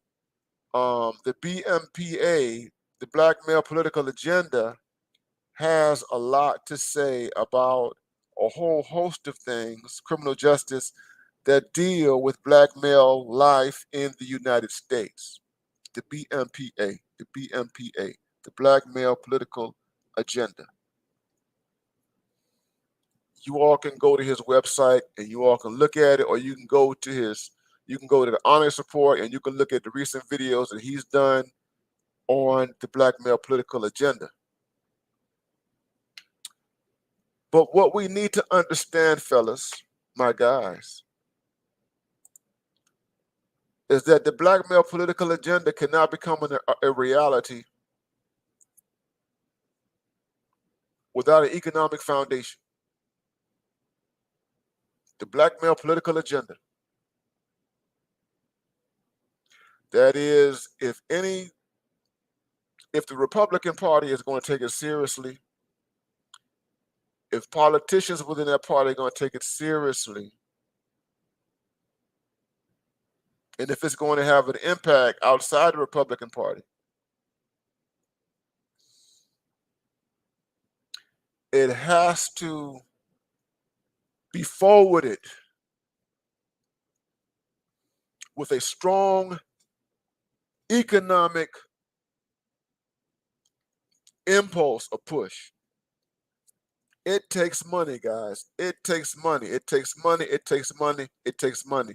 It takes money to get these things done. Listen, guys, I'll just start with child support, since child support is a big thing for a lot of Black men. And child support is something that varies state by state, state by state, state by state, state by state. When you talk about reforming child support or changing the laws or what have you, you have to talk about money. You have to talk about the legal process. And you have to talk about the expenses that are going to be involved in the legal process. People who are going to be reforming laws, people who are going to be changing laws, people who are going to be attacking child support issues in courts, engage in labor. So we're talking about lawyers. Whatever happens in the child support arena, the advocates are lawyers primarily. And lawyers do not work pro bono. They don't work for free. Let me say this again. Lawyers do not work for free. So there is labor that is tied to reform or reconstruction. It has to be paid for. The advocates, the legal work, the legal intellectual work costs money. It costs money. Contesting laws at the state level, contesting statutes. And you can talk to Dennis Sperling. Dennis Sperling is a lawyer. You got a lead attorney here. They can tell you better than I because they're lawyers. Legal work costs money. The legal process, the legal system is a gradualistic entity. Nothing happens overnight in that enterprise.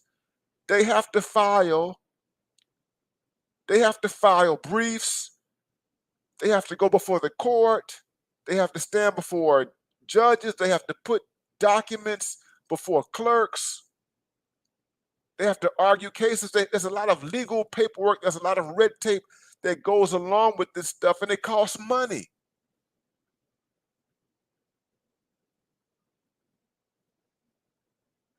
No one is going to work pro bono on behalf of us. I don't see it happening.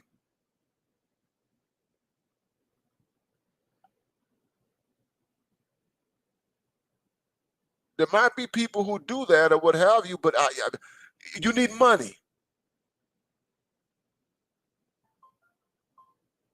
So there's an economic component that's there.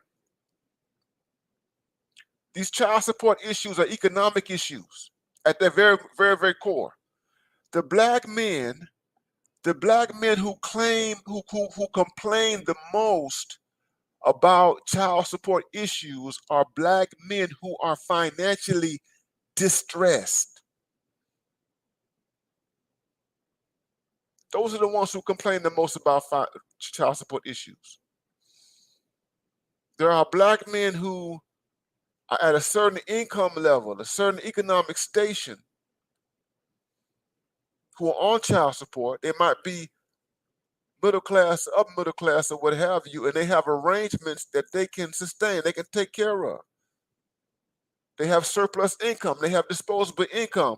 So child support is not hitting them in the same way as it is hitting black men who are lower class or black men who are lower middle class.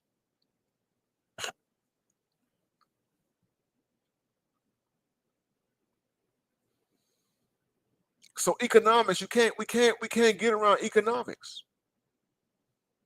We can't get around capitalism. We can't get around money. Changing domestic violence laws and domestic violence practices and what have you.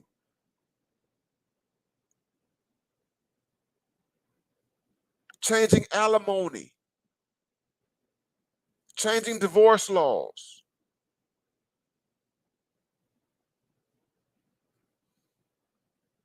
Changing custody laws.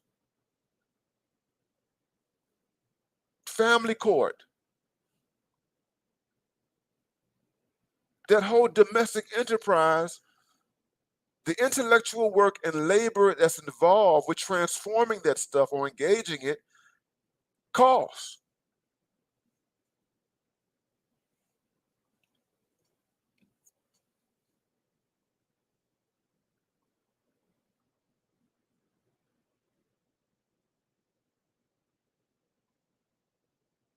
So when we talk about the Republican Party,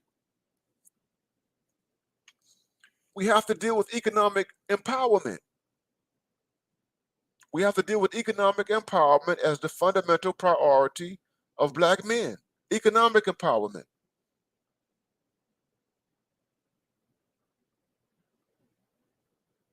Most of the poverty, hell, all Black male poverty has to deal with economics. Many of the complaints that we have are tied to economics.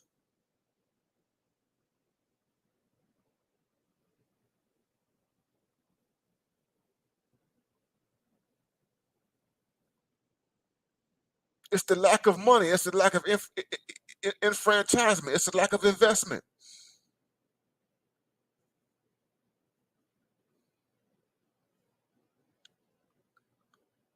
The passport bros, let me say this, the passport bros, and I happen to be a passport bro,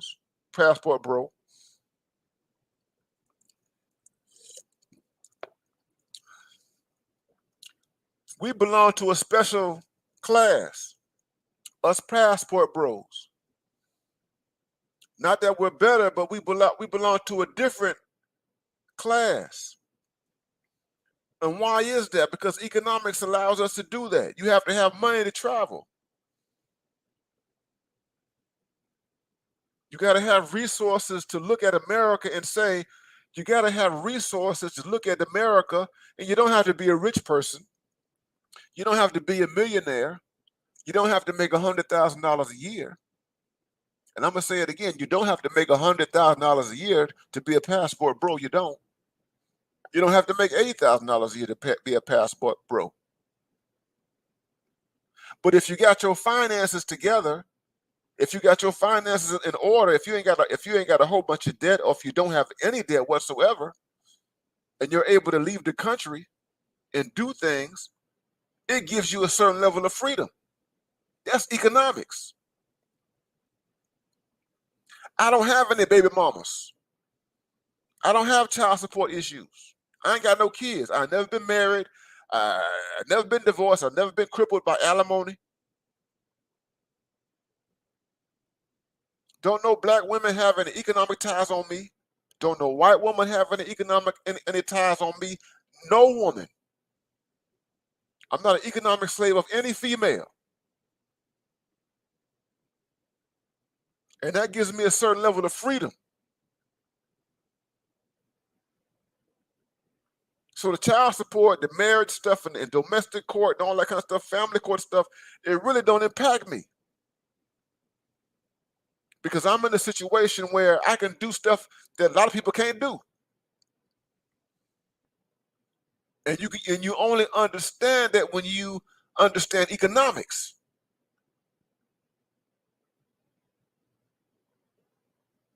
So at the core, a lot of our stuff is economic. All this domestic stuff is economic. You got guys who are stuck in neighborhoods with Keisha and Tasha because they ain't got they can't go anywhere. He's stuck. You got to deal with Keisha. You got to deal with Tasha. You got to deal with Zontavious and all them and all their problems. I'm gonna keep it. Let's keep it a buck. You got to deal with Zontavious and all them problems and all them baby mamas. You got to deal with all them baby mamas. You got to deal with all those behavioral problems that them children have. You got to deal with all the gunplay, all the crime and violence, because you don't have the resources which would allow you to leave.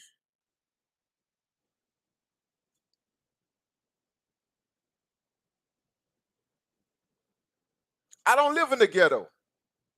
I don't live in the hood.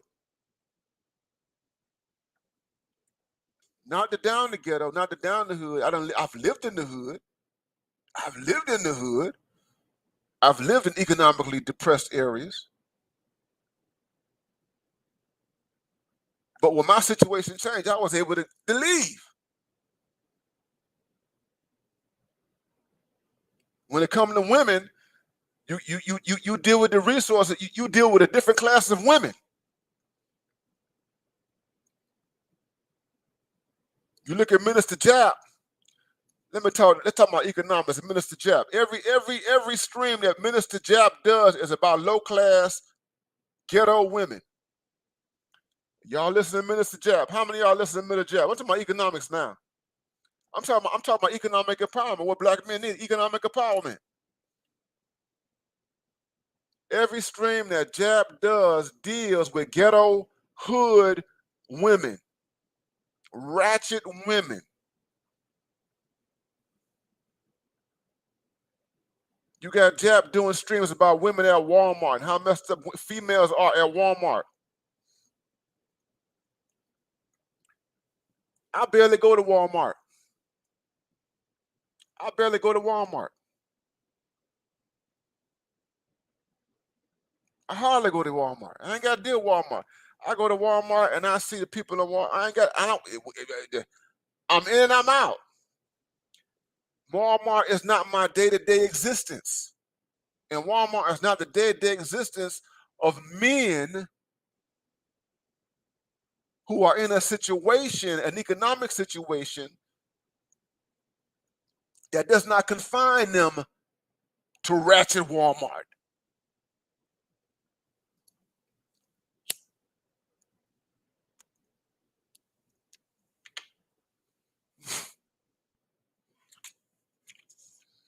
Black men need economic empowerment.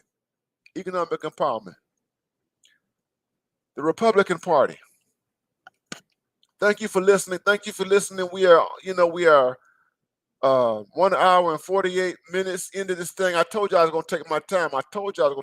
Tonight. Thank you guys for who are just coming in. We're talking about the devil that we know, black men and the Republican Party. Black men and the Republican Party. And this is point number one. When you deal with the Republican Party, we must deal with the Republican Party, number one, at the level of economics. We need economic empowerment.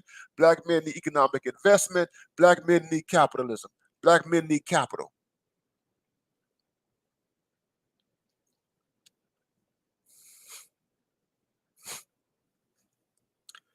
We must deal with the Republican Party from a business standpoint. We must deal with them from a business standpoint. Black people, in terms of their relationship to the Democratic Party, Black people do not deal with the Democratic Party from the standpoint of business. Black people deal with the Democratic Party from the standpoint of hope. Hope.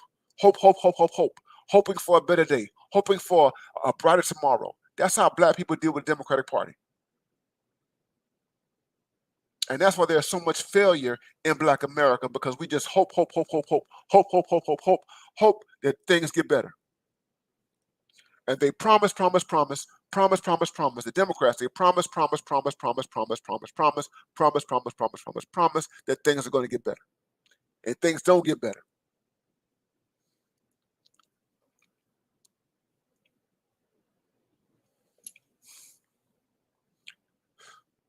This is why reparations has been so significant. The reparations. This is why the reparations discourse has been so important, because reparations is not about hope. Reparations is not about promises. Now, the aspiration of reparations, yeah, there's a hopeful aspect to it, but at its core, Reparations is not about hope. It's about economic enfranchisement.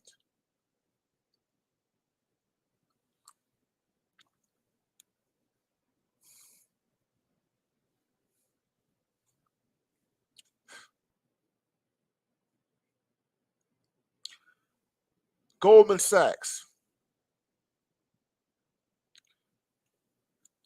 The Republican Party is a capitalist party. The Republican Party is a pro-capitalist party. The Republican Party is unambiguously committed to free markets and capitalism and investment and all that kind of stuff.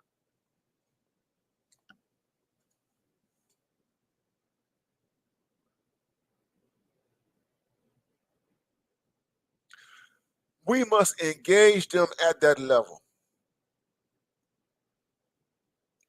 You all know about what Goldman Sachs did. Thank you, Troy West. Thank you for that contribution. Thank you for that contribution. You guys know what Goldman Sachs did. Goldman Sachs set aside millions, tens of millions, hundreds of millions, damn near $100 million. Goldman Sachs set aside millions and millions of dollars. This is after George Floyd. This is since the pandemic. Millions and millions of dollars to invest in Black women, to invest in Black women who are going to be in business, who are going to be entrepreneurs and all that kind of stuff. Millions of dollars. Goldman Sachs is Wall Street. Goldman Sachs is what runs the American economy.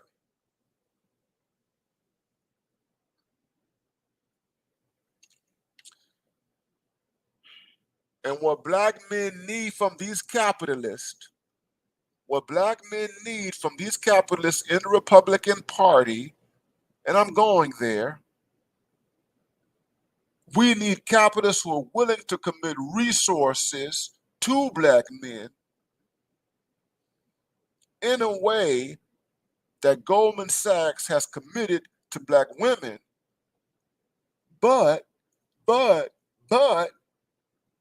these capitalists need to go beyond Goldman Sachs in terms of committing resources to Black men.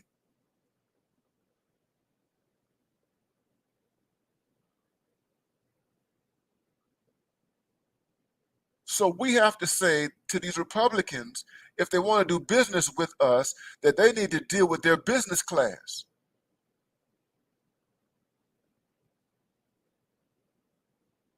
And that the business class must commit itself to an unambiguous commitment to the economic enfranchisement of Black men.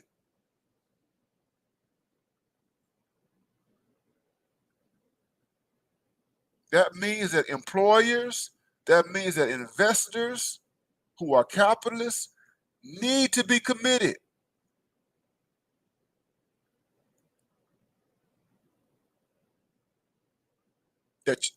That all of the barriers related to American capitalism that have been set in place to prevent Black men from developing economically, those barriers need to be eliminated. The barriers to economic opportunity, from jobs to investment in terms of entrepreneurialism and business ownership and capital acquisition, all of those barriers need to be lifted.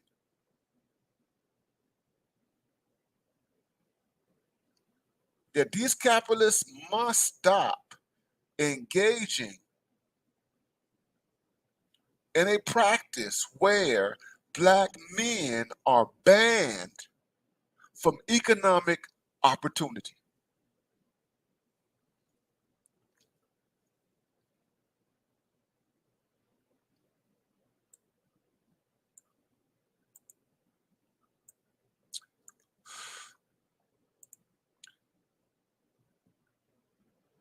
Thank you, Abuki. Good to see you, my brother. Thank you, Abuki. Good to see you. Abuki Kemp, he says 10 billion. Goldman Sachs is 10 billion. 10 billion. 10 billion.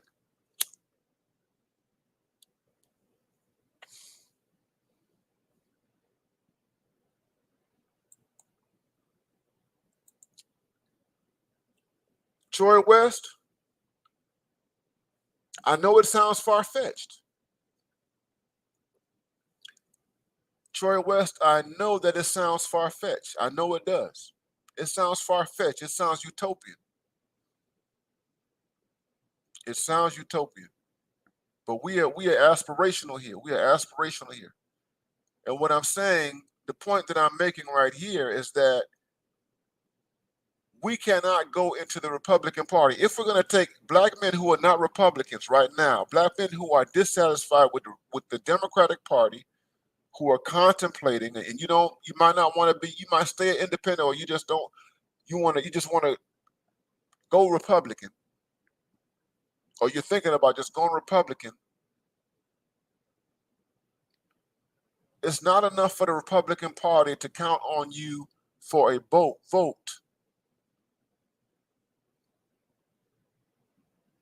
to keep them in power, to keep them going. You got to get something for your vote from these Republicans.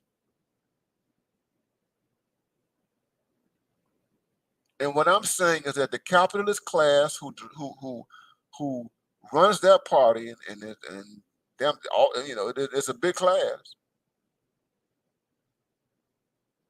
They need to understand that we need empowerment. That our issues, at the core of our issues, are economic at their root. It's not just moral. It's not just about morality. It's not just about character. It's not just about God and Jesus and all that kind of stuff. Our problems are economic. They run the businesses. They run industry. These Republicans are in these banks. They're in the real estate industry.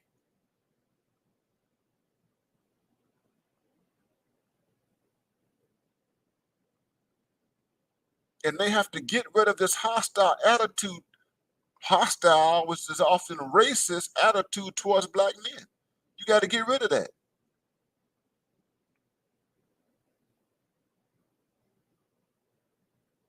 A lot of black men have a hard time getting into the economy, walking through the front doors of the American economy because of all this hostility. And this has to be politicized. You cannot develop economically if doors of opportunity are not open.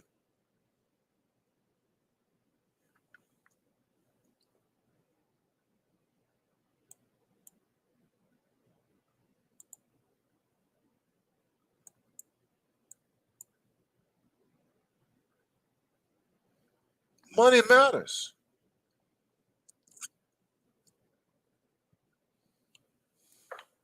We need money. And we need to get into a business. The thing is to enter into a business partnership with these Republicans, a productive and healthy business relationship with these Republicans. That we are not just here to vote for you. We're here because we need economic empowerment. We need resources. And we need the opportunities to amass resources, to acquire resources. And you need to be serious about that. You need to be serious about that when you talk about the American economy. All these issues about inflation and the unemployment rate and all these other things, you need to be serious about that.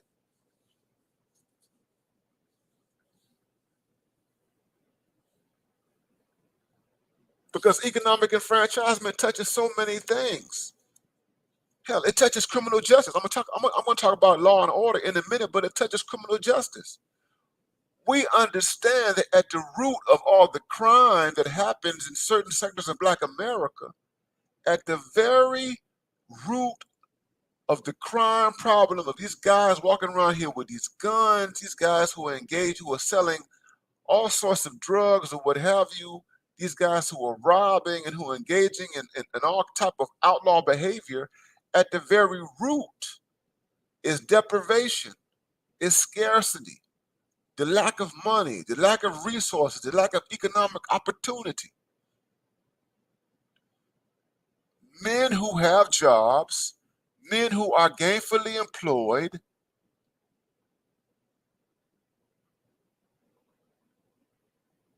tend not to be susceptible to street crime. That's just common sense. If you have gainful employment, if you have meaningful employment, if you have economic incentives to do better and to be productive, you have no reason to engage in senseless criminal activity.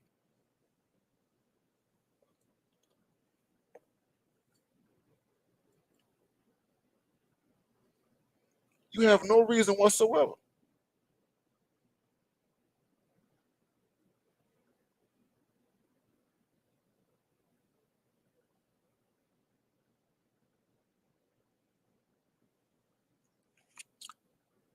Now, the second part of this, the second thing that we have to do, is deal with law and order. That's the second thing that we have to do. We have to deal with law and order and how these Republicans deal with crime. I don't have to tell you that crime problems, the crime problems in America operate as currency for Republicans. Crime problems, crime in the streets, crime in the cities. If you go to Fox News, all Fox News talks about crime in the city. They talk about crime in New York City. They talk about crime in Chicago. They talk about crime in Baltimore. They talk about crime in Los Angeles. They talk about crime, and they use crime as a political tool. They weaponize crime. They politicize it, and they weaponize it to get people fearful and concerned about their safety, and they use that to support their people who they want to have in office. The Republicans use crime to get certain people elected. They use crime to maintain the White House.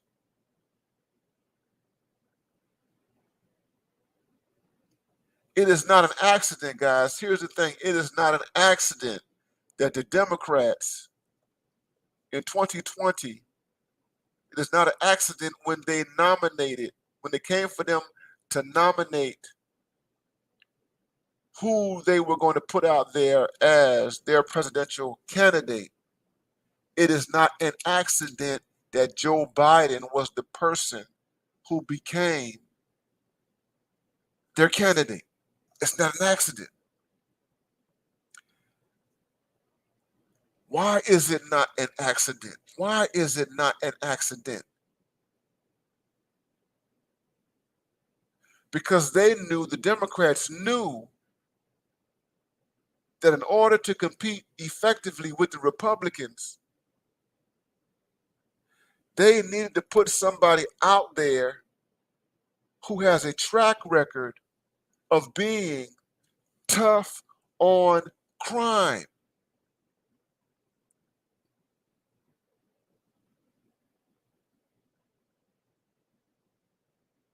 And they knew that crime was the one thing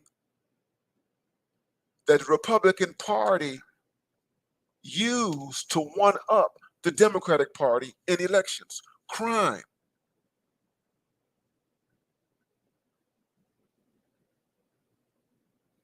It is very, very difficult to become a president of the United States if you are seen as one who is soft on crime.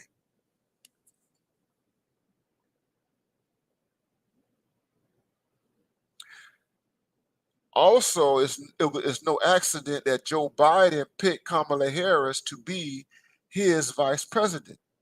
It's no accident. It's no accident. It's no accident. Joe Biden selected Kamala Harris to be his running mate. Kamala Harris was a district attorney in San Francisco.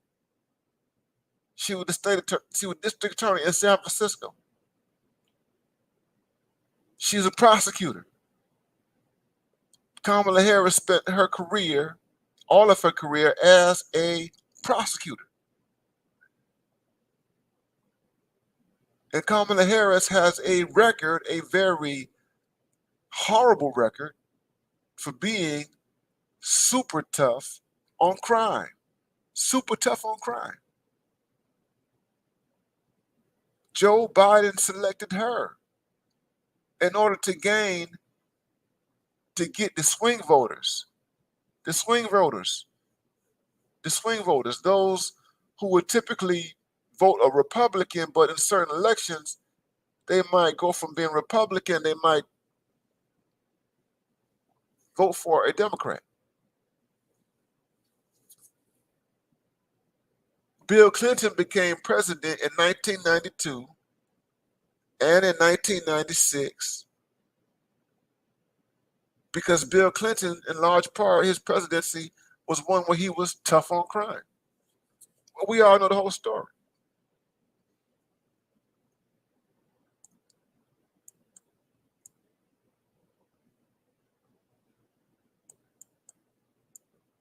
If we're going to do business with these Republicans have to change their strategies. These Republicans are going to have to do something about the way they deal with crime. The Republicans are overly punitive when it comes down to crime and punishment. The Republicans do not support rehabilitation. The Republicans do not support the use of DNA evidence in terms of challenging criminal convictions. The Republicans do not support prison abolition. There are many aspects of criminal justice reform that Republicans do not support. They don't support defund the police. Republicans do not support the elimination of cash bail. There's so many things. They don't support rehabilitation. They don't support, in many respects, I'm talking about the politicians, they don't respect second chances.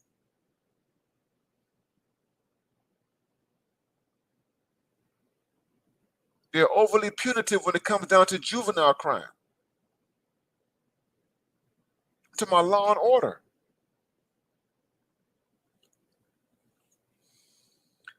So these Republicans are going to have to change their approach to crime if they're going to be serious considerations for Black men.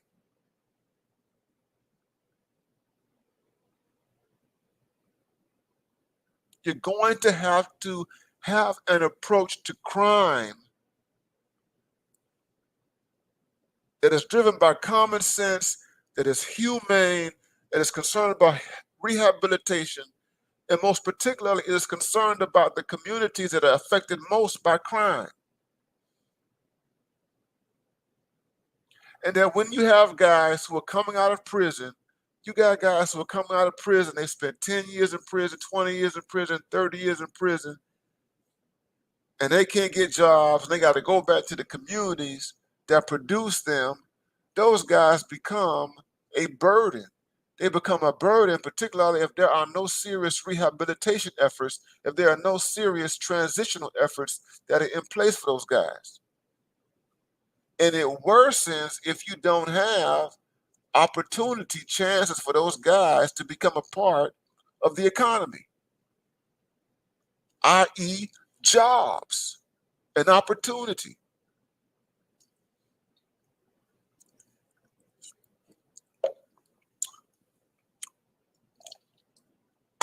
So these Republicans need to change their stance on crime. Need to change their stance on crime. Their approaches to crime needs to change if they're going to be serious. Because the reality, guys, is that black men, and this is true not just for black men who are on the streets, black men who are involved in street crimes. Here's the thing. All black men are affected by the idea that crime is a black male thing. All black men. In this society, there's this belief that crime is simply a black male thing. And you don't have to be involved in crime to deal with the perception that crime is a black male thing. We are all criminalized. Middle class black men are criminalized. Upper middle class black men are criminalized. You ain't got to engage in crime to be seen as a criminal. You all know that.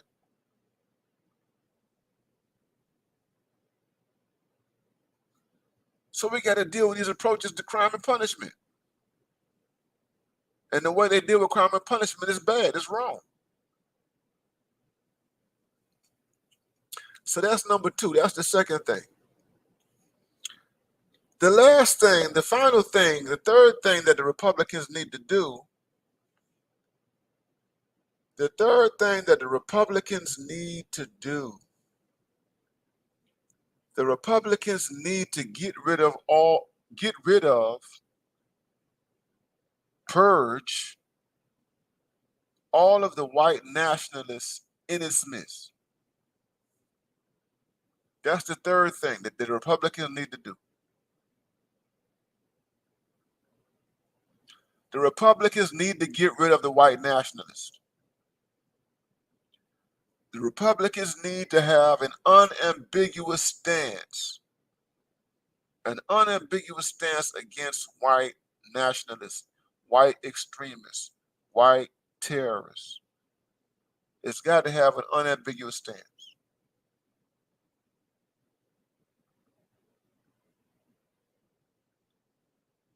The Republicans have denied that their party is a safe haven for white extremists. They've denied, they continue to deny it. They don't want to acknowledge it.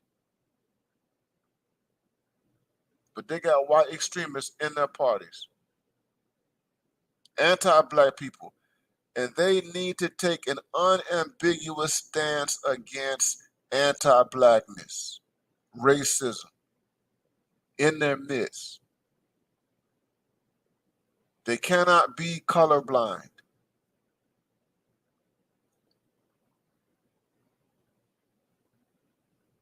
You need Republican senators, you need Republican governors to be unambiguous in their stance against anti-blackness. They need to stand against that stuff. They need to be able to say that we are not a party of racists and we don't support racists in our party.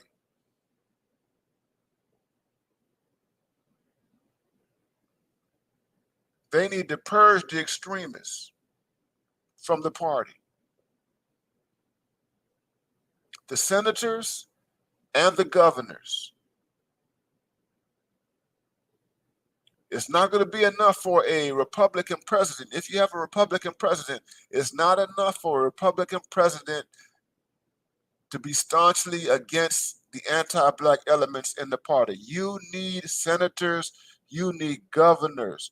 Why do you need the U.S. senators? Why do you need governors? You need these people to be staunchly opposed to terrorism and white nationalism at the state level, because all that stuff begins at the state level. All of that white nationalism, all of the white nationalism in America, the extremists, it begins at the state level.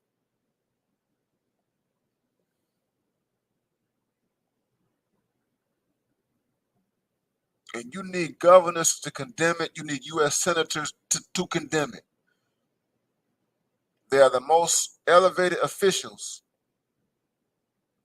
within a given state. And they're very, very important in terms of their relationship to the overall Republican Party. Thank you, Black Man Swimming, for that. $10. We appreciate that support. The Republicans need to have a stance against anti-Black racism in their midst if they want to do business with Black men.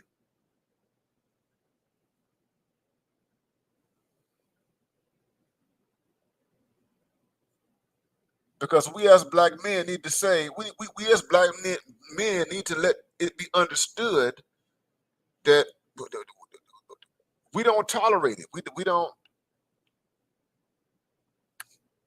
You got to do something about this. If we're gonna do business, if we're gonna do business with you, you got to do something about these extremists.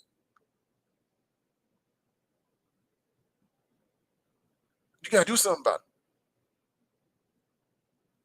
You just can't pretend. And that was the problem with Donald Trump. Donald Trump, for so many reasons, he did not want to directly confront that extreme element within the Republican Party. He did not want to confront it.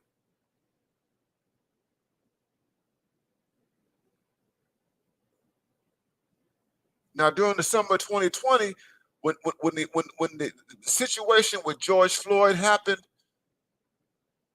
he could not deny that that was an anti-Black moment with George Floyd. He could not deny that. I give him credit for that. Donald Trump did not try to deny it the way he did with Charlottesville.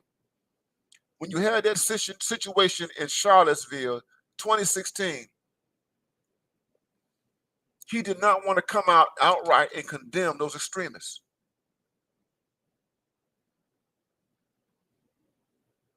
But when George Floyd was murdered in the way in which he was, he had to say, you know what, that was racist. He couldn't deny it.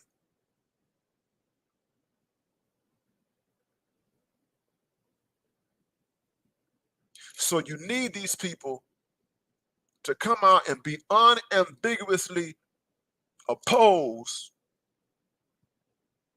to anti-Black racism, terrorism.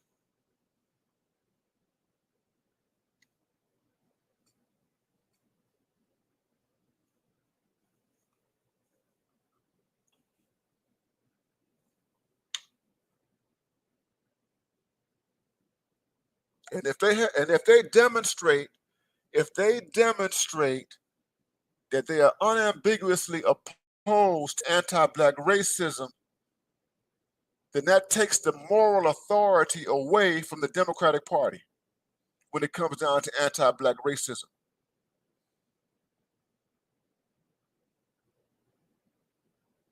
Because all the Democratic Party does, and they use this is their currency. The Democratic Party talks about white supremacy, white supremacy, white supremacy, white supremacy, terrorism, white nationalism, all that kind of stuff. And they pretend that they care about these things. They pretend at a verbal level to care about these things, a rhetorical level. And that gives them a sense of moral authority over the Republicans. But if the Republicans take a staunch stance against anti-Black racism and stop pretending it doesn't exist, then that takes moral authority away from the Democratic Party.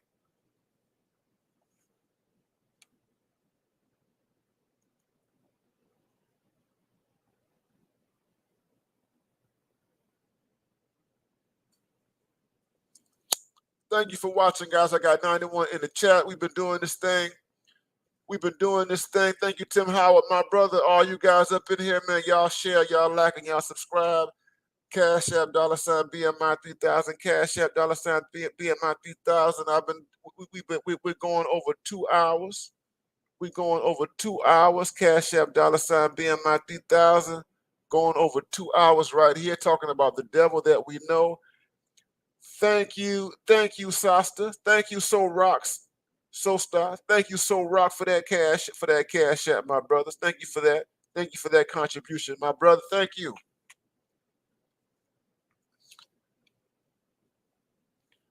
I'm not gonna. I'm gonna wrap up real soon, guys. I'm gonna wrap up real soon. But those are the three things. But I want to finish with this third thing right here in terms of purging the white nationalists. For all you guys who are listening and watching, Lyndon Baines Johnson. Lyndon Baines Johnson was instrumental in solidifying. Lyndon Baines Johnson was instrumental in solidifying the black vote for damn near 60 years. The person who singularly solidified the black vote, and he said this with civil rights. It was with civil rights. He singularly solidified the black vote.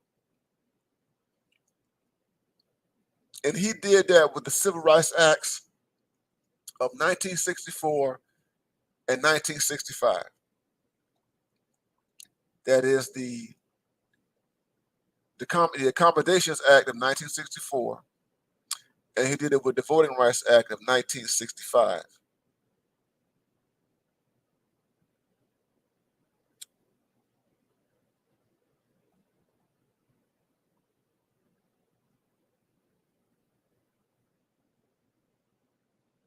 At the time that Lyndon Baines Johnson was president, the Republican Party as we know it today did not exist. I want y'all to get this.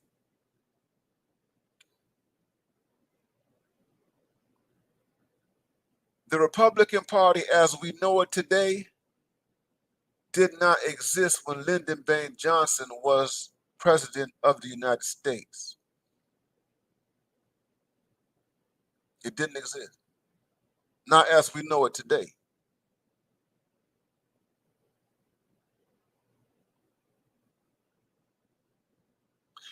In 1965,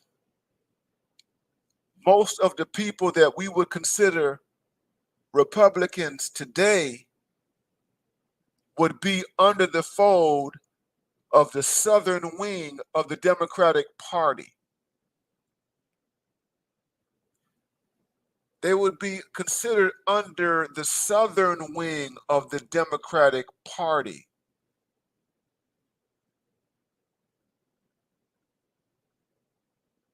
When Lyndon Baines Johnson ran for president, the vast majority, and Lyndon Johnson was from Texas, the vast majority of white people were Democrats. They were Democrats. In the South, in particular. In the South, they were Democrats. They were not Republicans.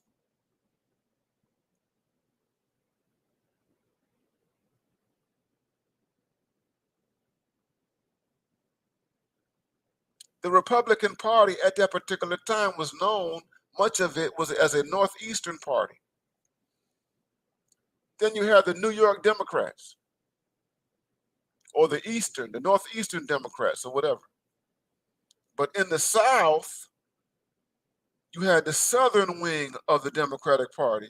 And you're right, Unsunken One, they had the South, they had the southern wing.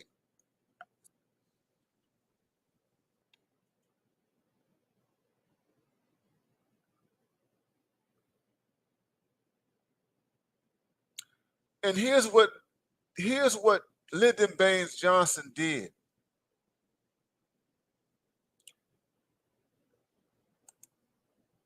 You had people in the southern wing of the Democratic Party who were known as Dixiecrats. Unsunken One was right. They were called Dixiecrats. These were the Confederates. They were the Confederates. These were your white nationalists. They were your white nationalists. I'm talking about people like Strom Thurmond, people like George Wallace, people of that ilk.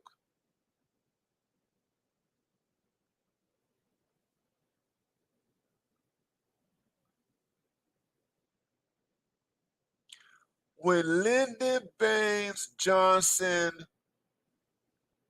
pushed forward those civil rights acts, particularly the Civil Rights Act of 1965, Lyndon Baines Johnson basically changed the Democratic Party forever. He basically drove out the hardcore right-wing element known as the Dixiecrats, who were part of the Democratic Party. He drove Strom Thurmond out of the party because Lyndon Johnson was seen as somebody who was enfranchising Iggers. Johnson is an Igger lover. And you are enfranchising these Iggers with the protection, voting protections. You did it with public accommodations and all that kind of stuff. And what did they do? Strom Thurmond, he was the main leader, Strom Thurmond,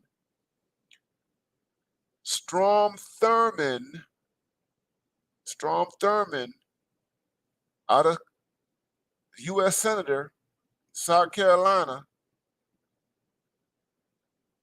one time served as governor.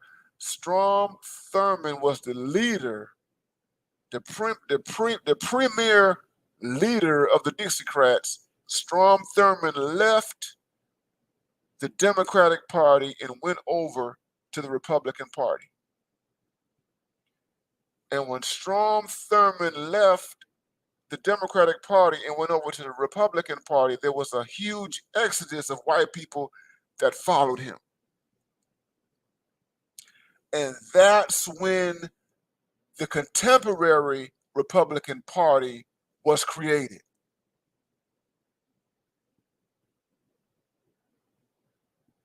Why am I citing that history? I'm citing that history is because Lyndon Johnson basically purged the Dixiecrats through legislation. He basically, because of his stance on civil rights, he basically said that we are going to welcome black people into this party. We want them to vote for us for the next 100 years. And they're going to be here, they're going to support us. He's speaking to the Dixiecrats, he's speaking to the right-wing element. They're going to be here whether you like it or not. And what happened?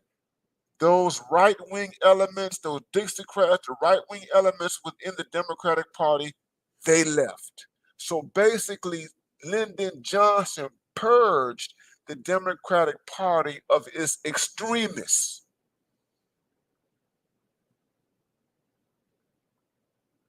It was a purging. So this contemporary public, this contemporary, thank you, Electrician 480. Good to see you too, my brother. Good to see you too. Good to see you too, my brother. Thank you for that. $20 super chat. Thank you for that, my brother.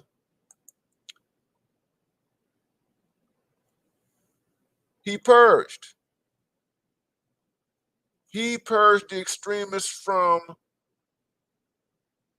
the Democratic Party. And they had to run. They had to go somewhere else.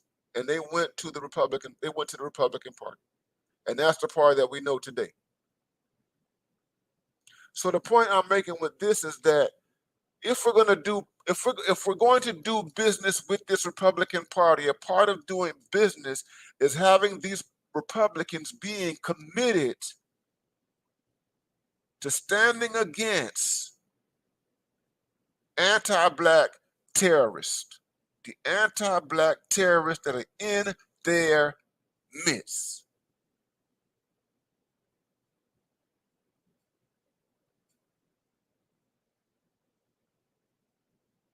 Stop denying They have to stop denying the existence of racism. Stop denying it. Stop pretending that we live in a colorblind society, because we don't live in a colorblind society. They need to stop pretending. Stop pretending that there are no white people in this society that hate black people. Stop pretending. And who, if given the opportunity, would kill a black person for sport? Stop pretending.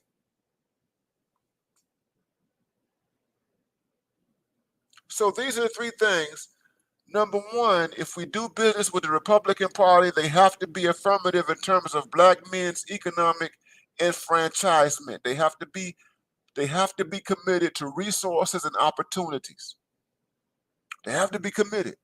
The business class needs to be committed to those things.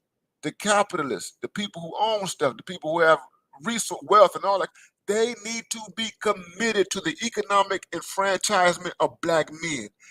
And this is the only way we can put forward the BMPA, the black male political agenda. You got to have resources, we got to have money. Number two, the Republicans have to change their stance and how they deal with law and order. They have to change how they deal with criminal justice. They have to move away from an excessively punitive approach to all expressions of crime and law breaking. They have to be committed to rehabilitation. They have to be committed to education programs in jails, in prisons, in detention centers. People have to be able to change their lives as they go through the criminal justice system.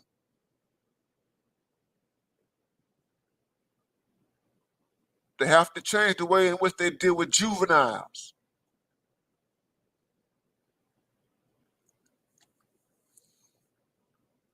So law and order, that's number two.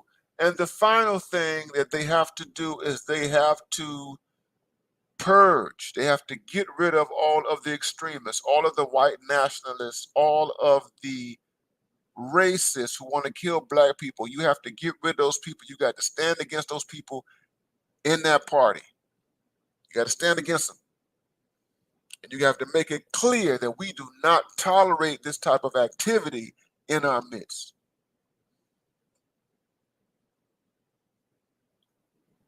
And again, when they do that, they take the moral high ground away from the Democratic Party. So that the Democratic Party can no longer say that we are against white supremacy. They can no longer say that we are anti-racist and all this kind of stuff. If the Republicans are clear about standing against anti-blackness, then the Democrats have no moral high ground to stand on. Thank you, Mark Holt. Thank you for that contribution, my brother. Good to see you too, man. Good to see you too. Good to see you too.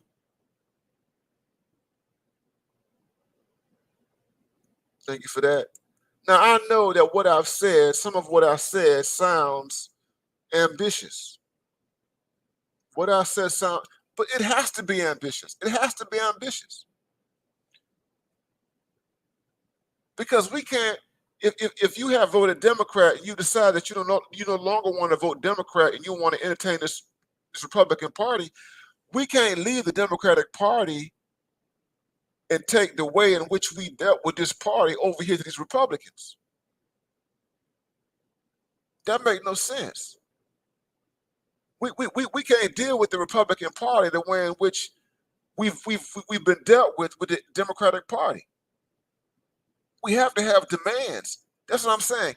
If black men as a critical mass, more black men that are already a part of the Republican Party, if black men as a critical mass are going to deal with Republicans, black men got to have some demands. You got to have some demands for your vote. You're not just going to vote for them, not just for the sake of protest against the Democrats, and there's nothing wrong with that, and you should protest against the Democrats through your vote. But at the same time, you should be able to get something from your vote. So we can't go over there. We can't be like the rest of black people with Democrats and not get anything for our vote, and that we're just a block of people who can always be relied upon to vote for you without getting nothing. You can't go over to we cannot go over. We can't go over to this Republican Party and not make any demands.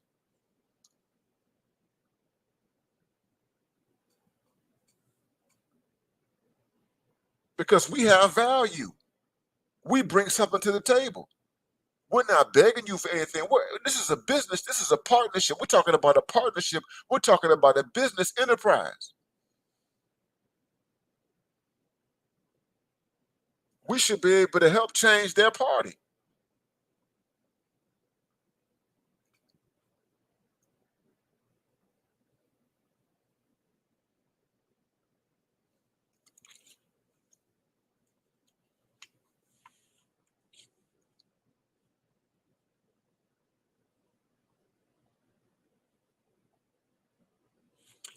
Now I'm gonna close. I'm gonna wrap this up, guys. I'm gonna wrap this up, guys.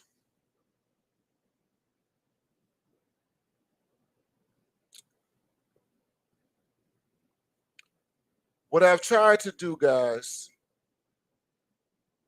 what I've tried to do over the course of the stream, what I've tried to do over the course of the stream is give you a way of thinking about the Republican Party that I haven't seen or I don't see anywhere else. What I've tried to do.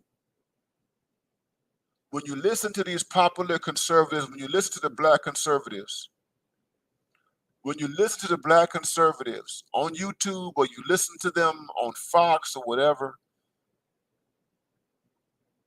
you can talk about Larry Elder, you can talk about Candace Owens.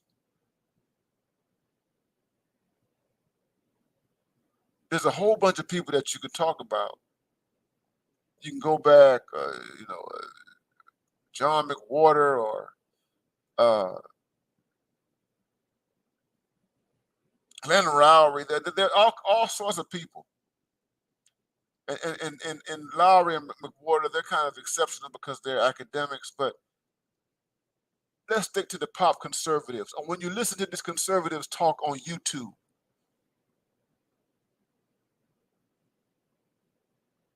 they never talk about demands. They never talk about what black men should get if they were to become Republicans. They never talk about it. Candace Owens doesn't talk about it.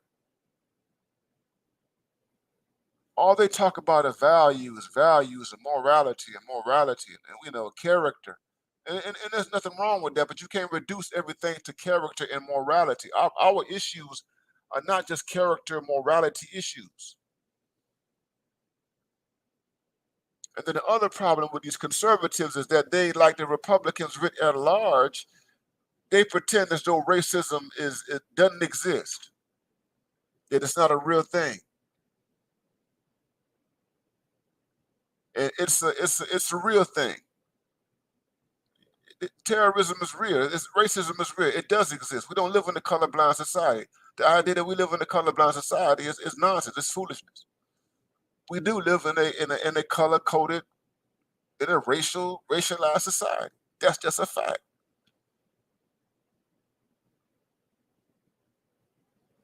These conservatives don't talk about demands. Well, black people need to become conservative or Republican. Well, why? And it's always family.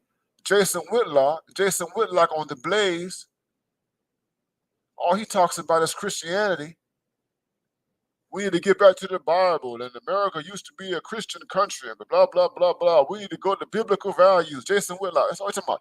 We need biblical values, going back to the Bible.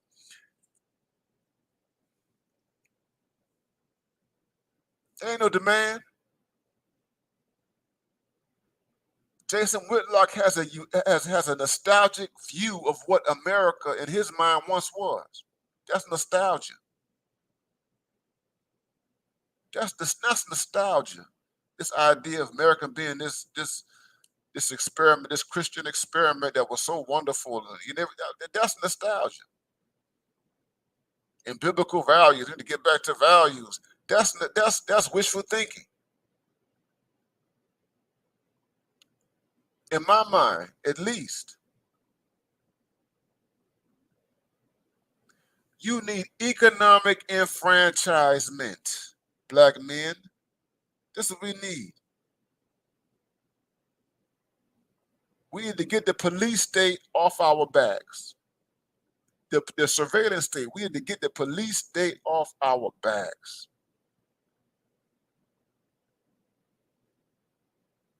And these rabid dogs that are out here called white nationalists, these extremists, they need to be put in check. They need to be put in check.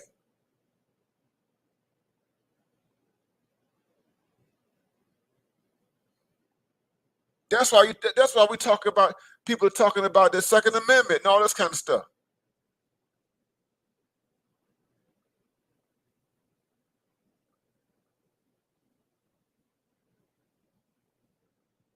You got to worry about rabid dogs. Black gun ownership has gone up. And part of it has to do with these rabid dogs out here. These nationalists. The other part got to do with, of course, crime, the spread of crime and all that kind of stuff.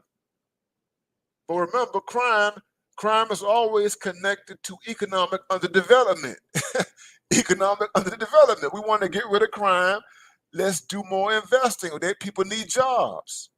The opportunities, these black boys and black male youth, they need an alternative to the streets. Economic alternatives.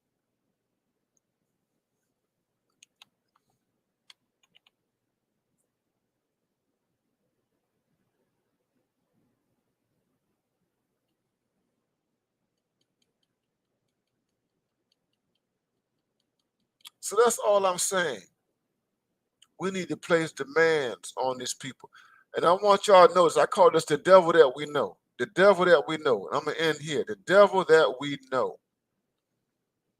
Why did I title this stream The Devil That We Know? I titled this stream The Devil That We Know because if there's one thing about the Republican Party and most conservatives, and most of them tend to be white who run it, they pretty much tell you where they are. You know where they stand, right?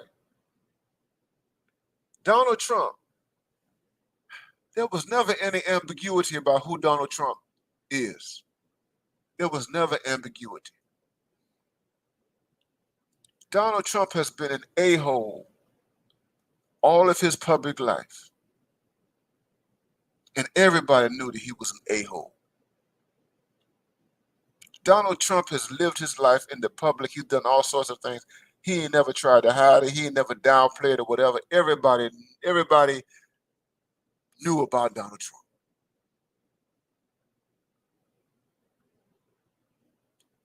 He was the emperor with no clothes on. He walked around butt naked with his head in the air, and he was just happy as he could be.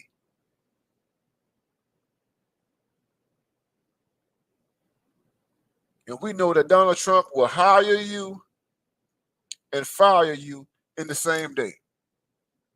He will hire you at 8 o'clock in the morning, and he'll fire you at 5 p.m. If he In his mind, it is necessary. He deems it necessary.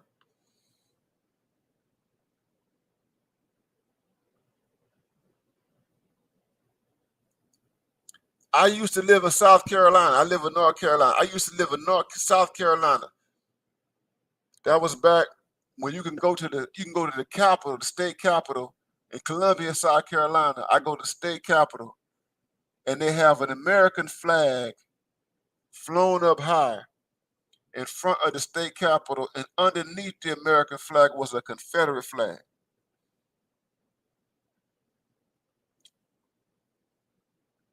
I lived in South Carolina for 7 years, and I would see that American flag, and underneath the American flag was the Confederate flag. I lived there for 7 years. The governor, the governor, Kathy Haley, the Haley, his name Haley, the former governor, she took it down after the Charleston massacre. They took the flag down. But that flag, that Confederate flag under the American flag, spoke volumes. It spoke volumes about the state of South Carolina and what they were really on.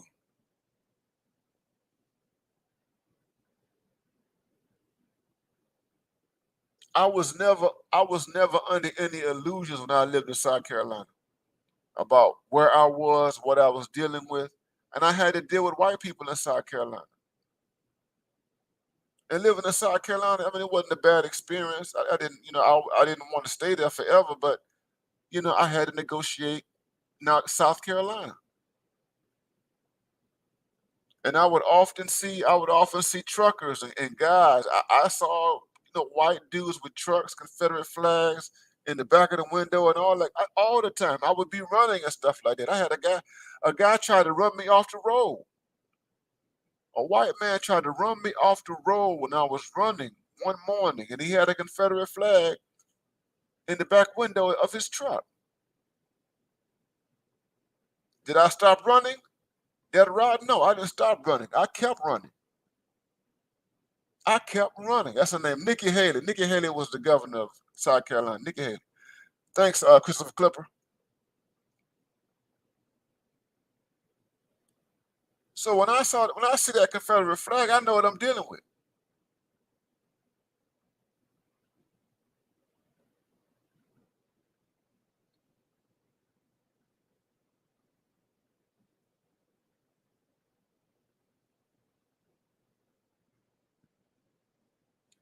In contrast to that Confederate flag, is you have these other people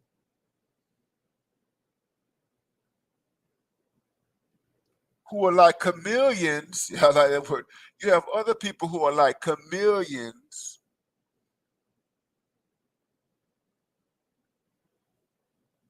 who will say all the things that they think that you want to hear.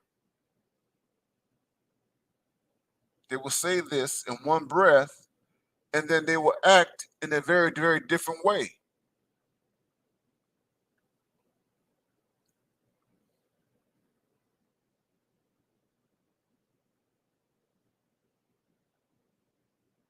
You guys get my point, right? Y'all get my point. You are a black man. I'm a black man. I live in North Carolina. I deal with Trumpsters in North Carolina, guys. I deal with non-Trumpsters. I deal with racists.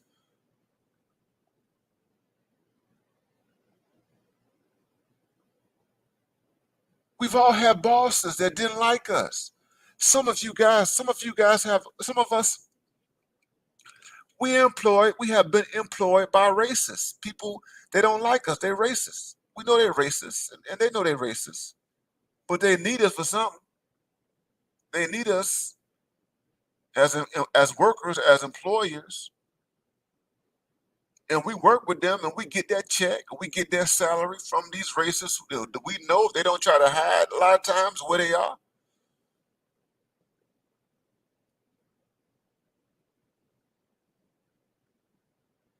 That was the thing. The devil, black people have a long history. Black people have a long history in the United States of working with and doing business with the devil that they know.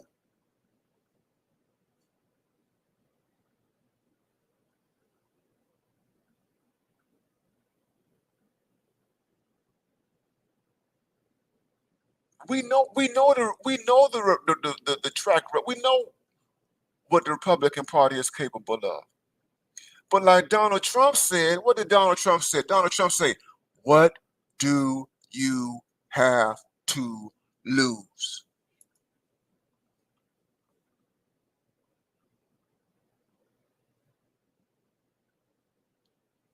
What do you have to lose?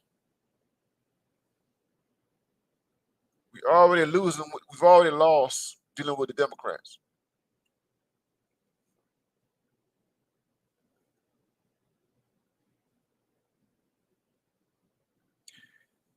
We know that there are no guarantees. If you go this route with these Republicans, and I'm not saying that black men, I'm not telling black men to become Republicans. I'm just thinking out loud about the prospect of black men in mass, a critical mass, dealing with the Republican Party and what that entails and the outlook that we should have if we were to do that.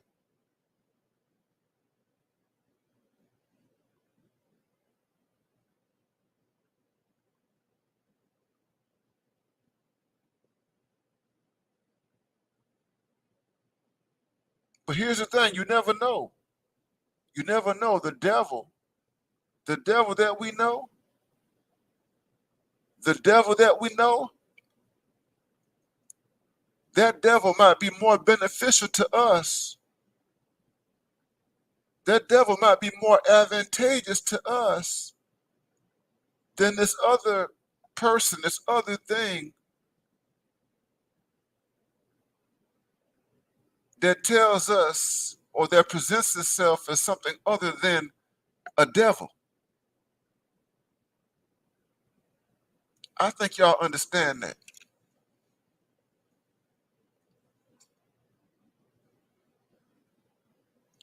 Anyway, guys, I've been here close to 3 hours, and I'm glad that you guys have been with me. I'm glad that you guys have been with me. I had to talk about this because of we have the 2020, 2022 midterms coming up. We have 2024, and there's so much that's going on. I didn't even mention the stuff with Kanye West. I'm not. I'm gonna leave it alone. Um, there's so much stuff that's going on.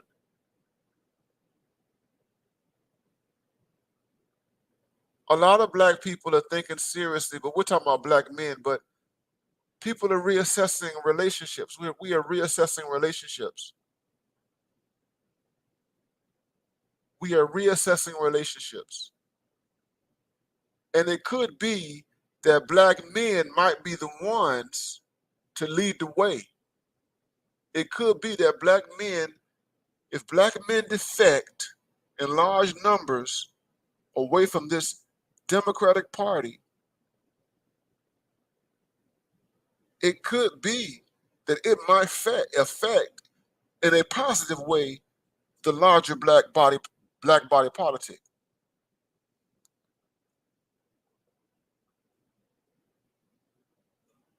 Especially if it is clear to the rest of black America that we're serious. If we walk away in significant numbers and other black folks see that and it shakes them up, I'm convinced that it's going to have, in the end, a positive effect.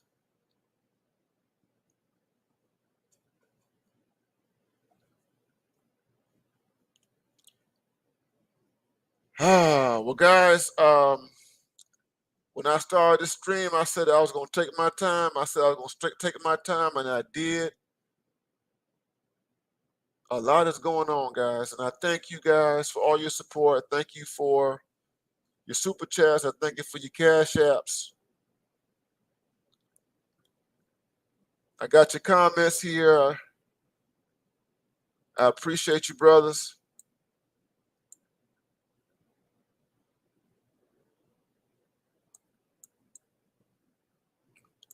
It's been a while since I've been with you guys, but I'm glad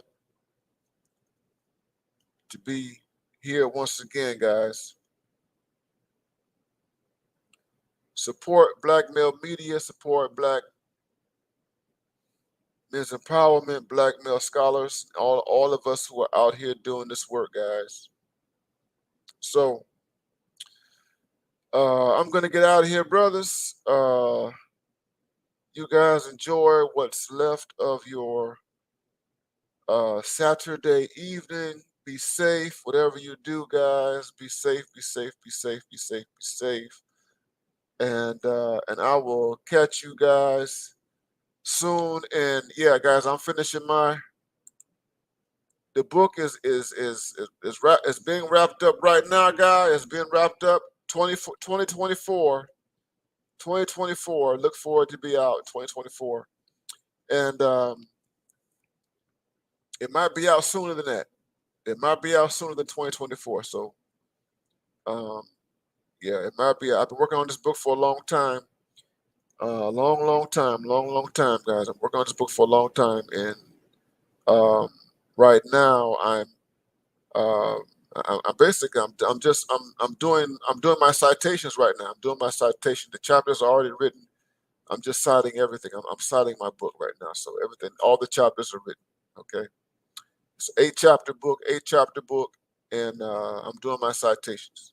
So uh, yeah, that's what's going on. Thank you for that question, my brother. Thank you for that question. But I'll see you guys real soon, guys. So as always, man, this was a Man Professor broadcast, and we do this in the spirit of Black men's uh, independence, Black men's empowerment, Black men's agency, and most of all, Black men's happiness. So you guys take care. I'll see you next time. This is the Mad Professor signing off.